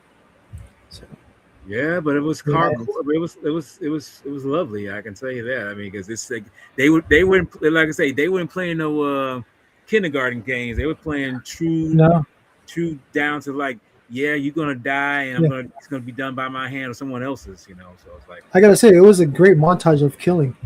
yeah, right. I loved it. I You that's know? just because Well, I mean, Motherfucker getting shanked by the fucking water fountain. yeah, Another dude getting fucking killed by when he's what was his lifting weights, right? Yeah, doing Oh, bench press. dude, He's doing chest press, and then freaking weight come into his Right. mouth. Bam! And I loved it. yeah, but yeah, Oh yeah, was one guy go into his cell, and one of the Londa lieutenants with the big old pole, right? yeah. Fuck it, yeah, stabbing it right through his chest. No, Yeah, that dude, shows it how, was but it shows how well educated. Ruth- I mean, Ruthless. yeah, ruthless. Basically, thank you. Yeah. Ruthless. Yeah, it's survival mode, man. It's these guys are just surviving, man. It's like the toughest, lives, right? Yeah. The smartest and toughest lives is all about survival mode, especially in these conditions, right? In jail, in prison, and after this, the warden like decides to break up Luanda, right? Yeah, they want to break out the council, so to set them in different prison locations. yeah. They separate them, and they say, and then we get to that point where we find out that I think they do that, and then Paco goes and talks with he goes and there's a last conversation. There's a last Yeah, conversation with Nico, right? Yeah, it's with oh wait, then we get the point where when they take everybody out. Before we get to that, we're almost done. We're at the home stretch already. They Magic, when they take out the BGA, take out Bonafide, they take out a molding of the cone, and it's a kind of mold. And Magic says, "Okay, put it in," and he says, "You do this. You take over La Onda. You take over La Onda, and that's it. You're the head. Eres el jefe. He becomes el jefe, and that's where he breaks it down, puts it in the little sink, whatever, and then we have that part where Miklo and Paco have another conversation, and this is where we find out that Miklo, this is his life. He found his path. This is a path he's gonna stick with. He has nothing else. He already knows what it's like to be outside, working a regular job or being being a regular civilian, whatever. He says that he's not gonna do that. So he made his mind up, and this is where he says this is him. And then the funny thing is when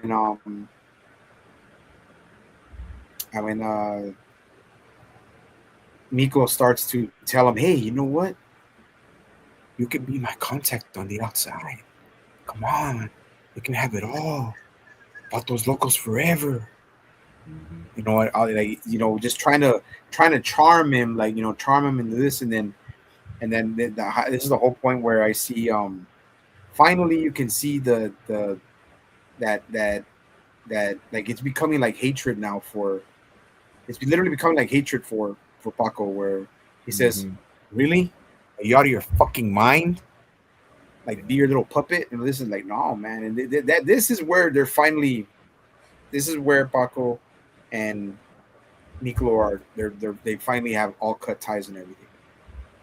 And I think I might have messed up. I think they do that. They do the talk in the prison, and then after that, that's when Nicolo does he breaks apart the Yeah. molding of the cone. That's when you find out the twist, who really done it. Yeah. Mm. Yeah. It was actually fucking Nicolo. Mhm. 'Cause Yeah. that was kind He of was Yeah, like that. yeah. that was crazy. That was crazy. That was a crazy twist. Like right after what Daniel was saying, when Paco and Miko just finally like cut ties. You know, uh, at the end, Miko's like, I'll always be your vato loco," and then Paco's like, "Never." He just walks away. Uh, But and what's funny about Yeah, that like is the fact that that it's like, yeah, the tide has been severed pretty much forever, or at least in that sense. But he knows who he is, and Paco knows who he is, and he knows that this is where it's got to be. You know, right, I can't right, change it. can't change it. You made him into this person. You made him to this monster. You molded him. Like, of course he's yeah, gonna ask you to join him. Of course he's gonna ask you to work with him. Anyway, He's freaking crazy, dude. But and I'm pretty um, sure he wasn't asking him for, telling him that, like to say, still so much a charm, which he in a way was, but he's pretty much saying, like, because you have connections, hey, why don't you be my I think muse? he's for real. Yeah, he's being for real, man. Yeah, yeah. He's trying to get that leverage, man. Have another. He's crazy. That's It's just mine, crazy. man. That's what I'm saying. He's just being an entrepreneur, man. He's just having Yeah, more connections. but it makes sense because it's like, say, I'm running a Yeah. business, so I mean, Hey, even though I'm he here, wants to get that leg up on things. yeah, that's No pun intended. So, that's a so very good metaphor. Yes. yeah, yeah.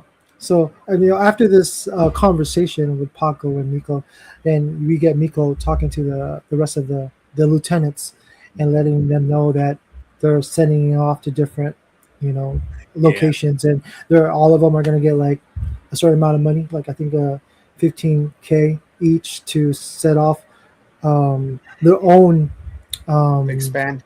chapters of Luanda. Where he's like, we're gonna twist it on these fools. We're gonna twist it on them and make Luanda bigger and to and this, establish Luanda in each prison. You but you know, know what? That's kind of scary when you see that he's not just growing in that kind of center; he's growing in power, and right? amazingly getting more. Yeah, he's growing in power. Basically, he's Yeah, becoming worse than he was when he first started. It's like, yeah. wow, he's And what you see too is that's scary with Miklo, that he's smart. You know, yes, because he was Yeah, educated by somebody too. That's the other thing. He was educated. right, right, right. He's smart. He knows business. Now he knows how to manipulate people. Mhm. Um, and after this, him and Magic go back to their cell, and yeah, and you see who really done it, who really set off Chain. that hit for that chain of events to happen. yeah. And the mold that I'm sorry. Go ahead. No. Go ahead. Finish. No, I was just gonna say it was a mold that you were saying, Daniel. That Magic had. He's like, I kept this. You told me to get rid of it, but I kept this for protection from you. I want you to destroy it, and Hmm. it's crazy because then you see them destroying it together, and you see both their hands have the same. They have the VL placa and the tres puntos placa, right, working together. You know, um, Yeah, and we go off, and we could all talk about this next scene. Is this the last scene with Paco and Cruz? With Cruz taking Paco to this big mural. It's beautiful, man. The artist, I don't know his name, but the artist that did all these paintings, Yeah. Cruz paintings, it's amazing. It's amazing. He's wow, super talented. But yeah, we could talk about this scene. Yeah, this, Well, I'll let let's I'll see. let you go with it, Daniel. Yeah, yeah. We let the Hefe talk last in this one, though. This We let Bonify if we can talk last, but Mm. it's ¿Entiendes, it's like carnal? ¿me entiendes, carnal? Chale, vato.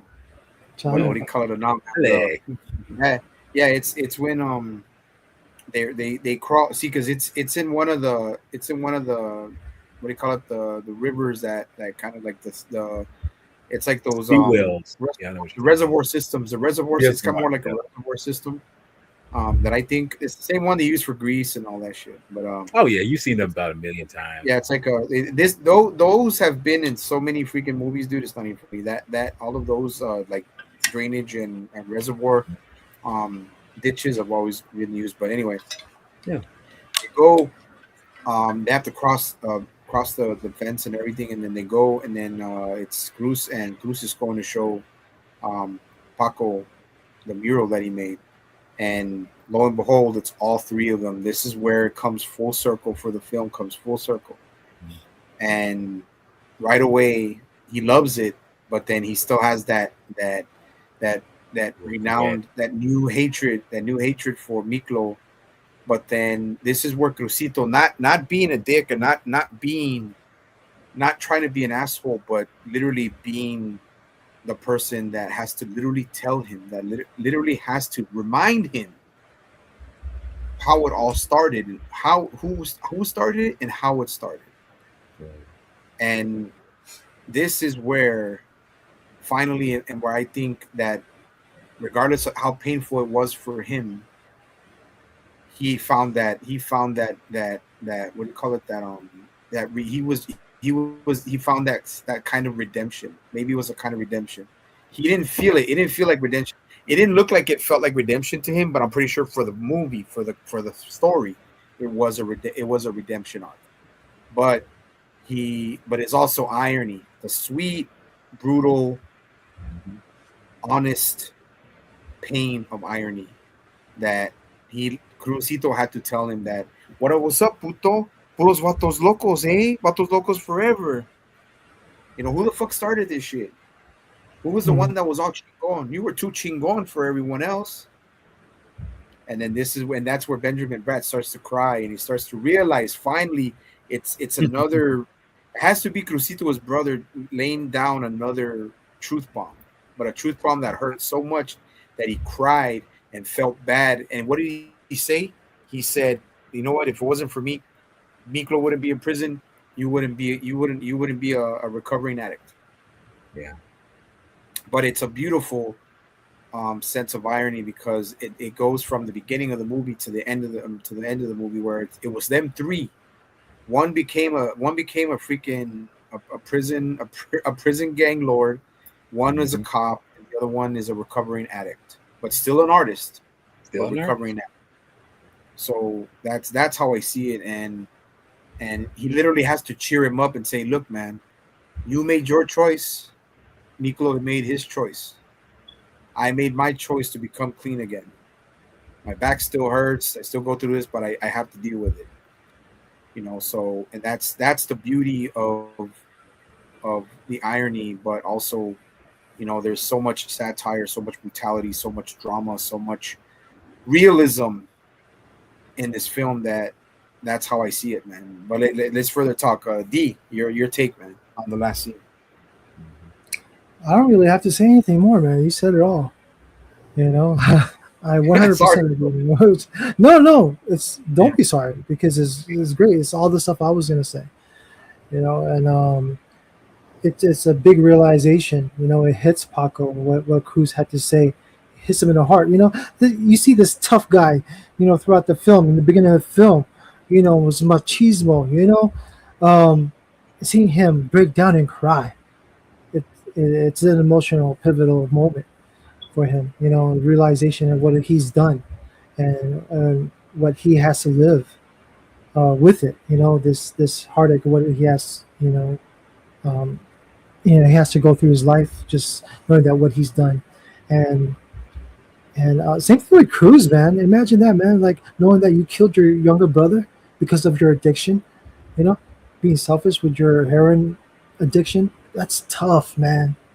But it's all about forgiveness, and it's great that his family forgave him, especially his father, his mother, Paco.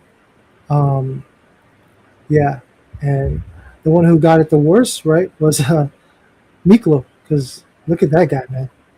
Yeah. You know, look at that guy. What he had to do to be a part of something, and now it's just survival mode because he's the jefe.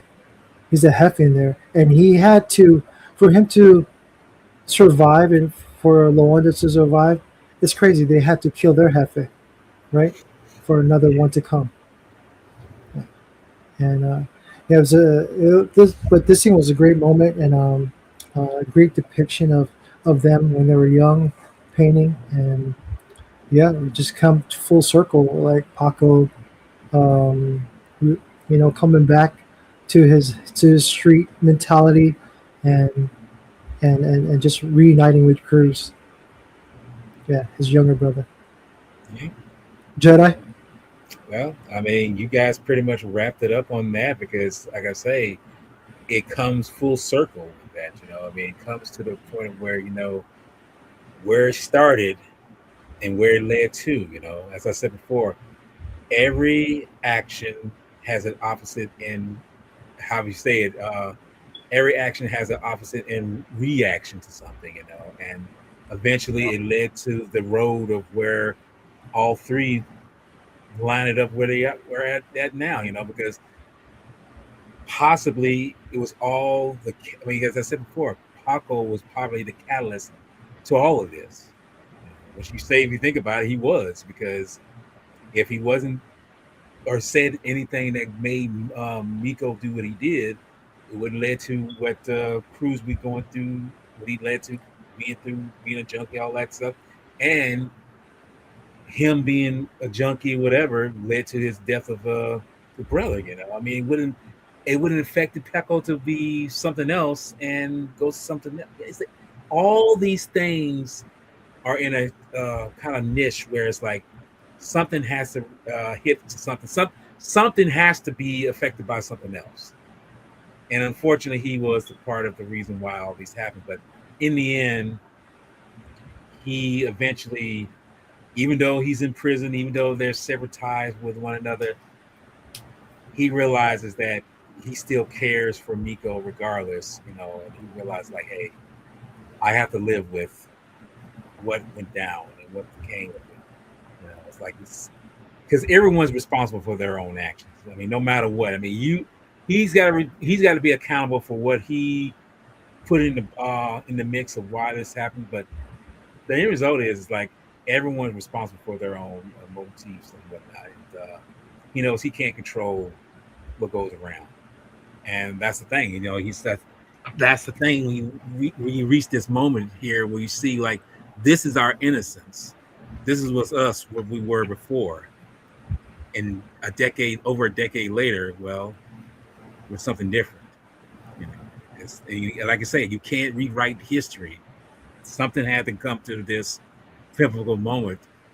But I think the bottom line of it is that Paco realizes that it's like acceptance. Just accept it, move on. I mean, eventually he'll probably, have to deal with Miko if ever gets out in the streets, which he probably will, but we don't know. But that's the thing. If thinking something that you said, if there was to be a sequel to this, it would be 30 days. Hell, I was gonna say 30 years down the line, and he's probably still. I mean, Paco's still a cop. Who knows? Cruz is probably a major art designer, doing something, and Miko probably is risen to such a power that he's got an army in the streets. He's got an Yeah. army placed in so many places. So it's But like, but you have a good point, brother. Yeah, I want to say that just to add on that a little bit before we wrap it up, man. That mhm. I don't. For me, just opinion I'm gonna give though. For the fact that Nicolo took over La Onda, he's gonna have an even bigger bullseye on his back. Yeah, So I don't even think just if they made a sequel, I don't think he would have made it out of 5 years of being the new Jefe. I think they would have assassinated him or somebody would have turned on him. And he yeah, would have, that's and he always would, and you know, yeah, they Oh, would have. for Even sure, though they for separated, sure. I think they would have, I think they would have, I mean, just as an idea that he would have lasted. By now, I mean, Benjamin Brad and freaking and Jesse Borrego they're already very old, so they're probably like either oh yeah, retired they're or in their yeah, 60s, man. They they're didn't retired. Yeah, retired families and stuff like that. So I don't.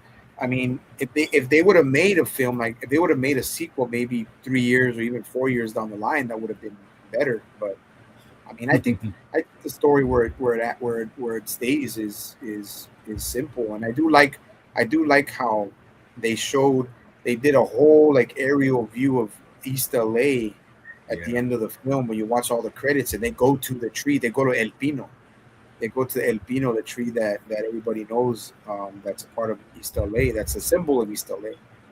mhm. So yeah, bro. But I just, dude, this see in this film too. For me, it also tells me, it lets me know about what you win, you lose, you mourn, and then you move on. Right.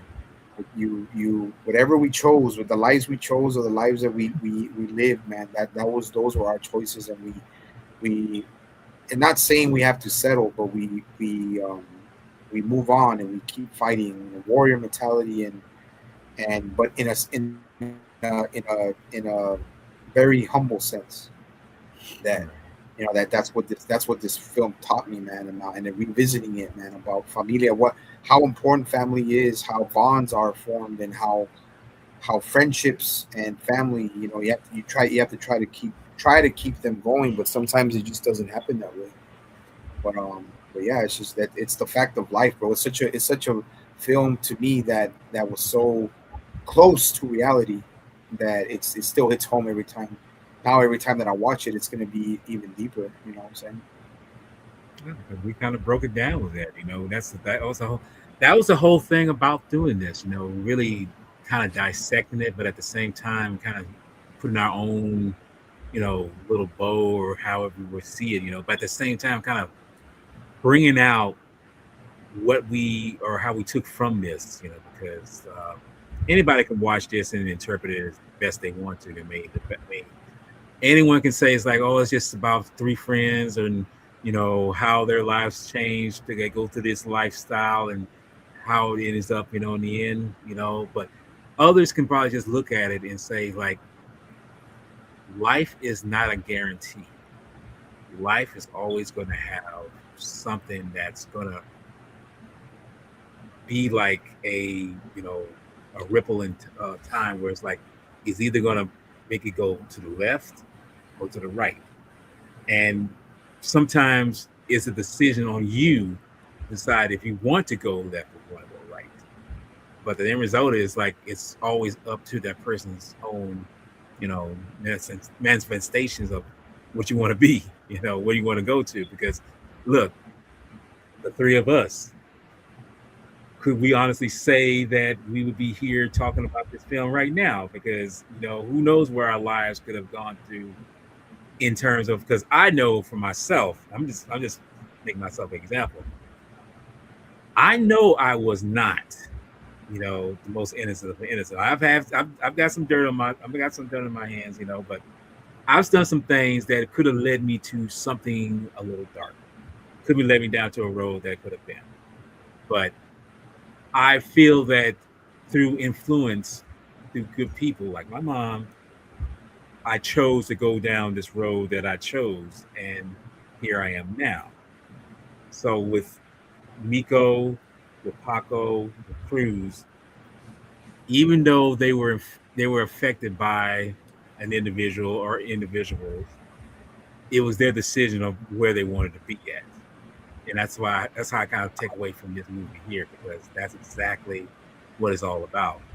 It's all about the choices you make and how it forms you as an individual, because the end result is like you got to live with what decisions you make. And if you can live, and that's the thing about it, if you can live with the decisions you make, that's the thing. But if you can't live with that, then you got a problem right there all the same. But it's all about the choices you make that you have to live with. And then, like I say, that's how I look at it from this point. Because, like I say, there's a lot of pictures that does that, but this one really does it effectively. And I just, like I say, it's been a journey talking about this, because it's one of those pictures that, like I say, I never knew existed till it was brought to my eyes. And when I did bring it to my eyes and saw it for myself, it's like, oh wow, this is not what I thought it was going to be, because it does things that I did not expect it to happen, you know. But that's a good thing about films like this, when you not so much expect the unexpected, but you expect something, but it turns out to be something totally against the grain of what you thought it was. That's a good film, and I'm glad that I got to be part of the niche of seeing something like this and knowing that it's part of my film library of something that I like to watch every so often, because it is that kind of film. So, yeah. But we're gonna kind of go ahead. Go ahead. Oh no, that's well said, bro. Well said, man. I mean, like, D, you have any last thoughts on it, bro? Yeah. No, man. Should we give our ratings? Well, you know what? That's what I was gonna say. That's definitely something we need to do, because I feel like everyone's ratings might be a little different. But film, give your all in all. Well, this film, um, it's one of my favorite films. Growing up, and um, it's not a perfect film, in regards, but it's the story, it's the characters, it's the culture, it's a cult following. Um, uh, Especially if you grew up in this lifestyle or have anything to do with this lifestyle, and or fascinated by it. But I give it an 8, man, solid 8. Because of that, and it's very quotable. You know, we always quote it. I quote it at work. It's funny. Hey, give me some chong chong. Hey, Cinderella, go find yourself a fella. You know, Hey, Cinderella, go find yourself a fella. You're on the clock, bitch. Midnight is There coming. you go. Well, Daniel, what's your overtake Uh, rating for it, this? I I mean, I know can't. you probably. I totally agree with what Dee said about it's about the culture, about the riveting style of even how it was in the late 70s, early 90s, and how I saw it. It being a 90s film in the 90, in 93, and having been around that culture, and not learning and respecting the culture even more as I got older. And yeah, it has a lot of flaws in it, but I Oh, I just because a lot of, like, people that I know that I'm close to enjoy it, especially my nephew, I'll give it a 9. what was it again? I'm sorry, you said I'll give it a 9 9. rating. Okay, cool. Yeah, I'll give it a All 9. right. I knew it was going to be kind of like a little higher, because I say, as you say, it is. Well, no picture is perfect, but then again, it's perfectly made. Whoever watches it, and for me, and I'm a lover of films. I personally know that this film is definitely one of those films. It's definitely something you can recommend to somebody if they choose to, because it's a lifestyle. It's a view of how one particular society interacts with others, and you realize like it's part of their culture. And just to kind of bring this up, this is something I forgot to mention.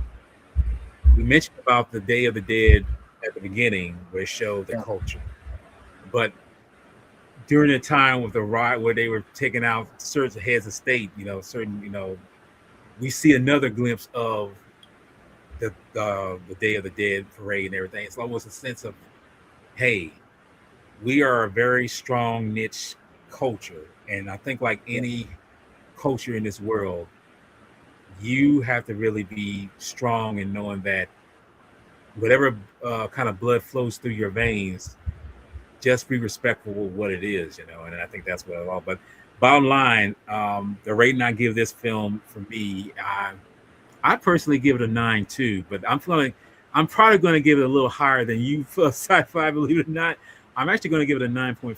9.5. You know, Okay. that's just all. That just shows how affected it on me because it is flawed. It's not flawless. It is flawed, but I'm looking at it from a filmmaker or storytelling point of view, and I feel like they Yeah. do hit a lot of things on me personally that I feel like they grasp to. So for me, it's a 9.5. So, Yeah. No, but absolutely, man. And Mhm. for me, nine is high when I'm not. I mean, I'm like I said, we all have our specialties when it comes to movies, but like this one, like I said, for me, a nine is already high, as it is, and Mhm.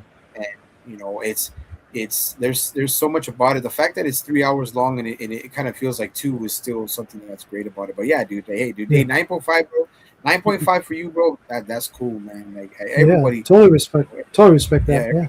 everybody, and the man, interesting thing everybody. is, you guys have, like I say, seen it way more than I have, but me coming into it, it's like, Mm. wow, really? I mean, you get something that shows how Well, effective it is. well, for me, this film, like I have, it's in a bag of like other films for me. This is like my hood films, ghetto hood Right. films. Yeah, Like yeah, I throw that, throw Blood In, Blood Out in there. Boys in the Hood, Menace to Society, South Central, the Vida, was it Mi Vida Loca, American Mi Me, Vida Loca, you know, American, all, yeah, all boys, colors. boys in the All, yep, yeah, I said that, and that's all those movies in that bag, Yeah.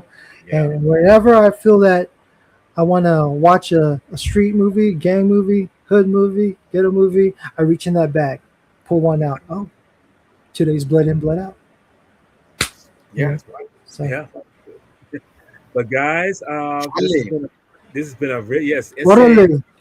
yes, this has been a very good talk. I gotta say. I mean, I didn't know where it was gonna go with, but you know what? I'm glad we went on this journey because it's been a bona fide moment, and I feel like it's reached a really critical mass of what we was talking about. But before we end this off, I know, like film, I know you got a channel, but you don't have anything on. But do you have anything No, particularly special coming up as far as anything you want to talk no, about? just working, man. Just working. I guess that's a lot of us right there, but but that's good though that you got a job and you stick to it. So that's a good thing. Um, Daniel, do you got anything particularly special on your channel as far as that goes? I will, since we did have to switch out dates on when to run this movie. I still wanna have War of the Monsters Yes. and on my channel, and we still gotta do kids, but I think since I'm gonna be going next month out of town, I'm probably gonna take that month off, or if not, maybe do something at the end of this month. But I want to add a new movie. Well, not new, but I want to add a movie that I want to do it. I'm probably gonna skip out on the Saint, save the Saint for later. But what I want to do is see. I'll see if D wants to do it. Maybe at the end of this month. I don't know if he would be able to. But I want to do Blade Runner. Okay. I'll probably be down for that then. I mean, I that'd want be to a do problem. I want to do Yeah. Blade Runner, Harrison Ford, Rutger Hauer, like the classic, bro, the classic. I've Yeah. been I've been I've been yeah, I've been getting into a really big like cyberpunk type of like Retro mindset feel lately. and stuff like that. Yeah. Yeah, yeah. So and yeah, man, and I want to get that one. I want to get that one done maybe this month, but I'll put the Saint on the back burner. But War of the Monsters definitely. If I can't do one out, um, if it'll be either one. I'll let you know. Walt. And if D, if you want to jump on Blade Runner, man, at the end of this month, let me know. Whatever date you're available for the end of this month, we can run it. And then, but yeah, that's all I got coming up, man. Okay. Well, me particularly, I got something coming up tomorrow. I'm going to be joining up with somebody, Mark. You probably don't know him, but Mark Justice. We're going to be talking about some of our favorite Toho non-Godzilla films. We're going to be talking about that. It's going to be a recording, but we're going to talk about it. It's going to be on his channel, and it's going to be a fun talk because I'm going to be teaming up with him and Donnie Winters. Donnie Winter. We're going to be discussing that tomorrow, and that's the reason why I say I couldn't do what I had to do with Sir Brand. But anyway, that and next Saturday, I'm supposed to get in touch with somebody where we're going to be discussing 2007's Grindhouse, which is that Robert Rodriguez and Quentin Tarantino joint, which is two movies put together, but it's mixed bag of that and plus some made up trailers in there and everything. But anyway, we're going to be discussing that, so we don't know how that's going to go. But yeah, as far as whatever you got as far as Blade Runner or the War of the Planets, I mean, I'm definitely available after that because it's like my whole itinerary is not that put it up this time because I think those are the ones I needed to get out the way. But whatever you have coming up after that, I'll be available for it. So Yeah. I'll let you know for sure, man. Because like I said, I wanna if I can try to do I'll try to do Blade Runner more likely for this month, and then since I'll be going out of town and I want to like start getting more active for G Fest because we're gonna do a lot of walking, a lot of moving, a lot of this and that. So I've been getting in much better shape, but I kind of want to take a month off. But who knows? I say that, but then I'll be like, I get bored and I say, you know what, guys, I'll do this in 10 days. 10 days or 11 days, and I'll get with Phil and say, hey, bro, can you do this day, or let me know what day you can do in at the end of May. And then because I just can't stay unbusy, like I have to keep doing something. But so far, but that's it. But Blade Runner and War of the Monsters, man, so far. And then we got to do Kids, so more likely Kids will be the next one after May. Because that one I want to get that one out of the way too. Because you watch that one, freaking Walter, your mind's gonna be what the fuck. Yeah, and well, like I say, all the ones you suggest is like, oh, what the fuck, That's like that's I'm totally down with that. But yeah, but gentlemen, brothers, essays, thank you again for this amazing trip down memory lane on this movie here. Blood in, blood out, and it's been a good one, man. I mean, it's been a good talk, and everyone who's joined up with us watching this, thank you for taking the time out and watching, this film because it's a well-made film. It's just that I wish it did better in life, but you know what? Like a fine wine, it got better with age. So, yes, sir. But we're gonna cut it out here, and for now, as I always close out on my videos, y'all take care. Y'all please be patient and always keep the film legacy alive. All right, y'all be good.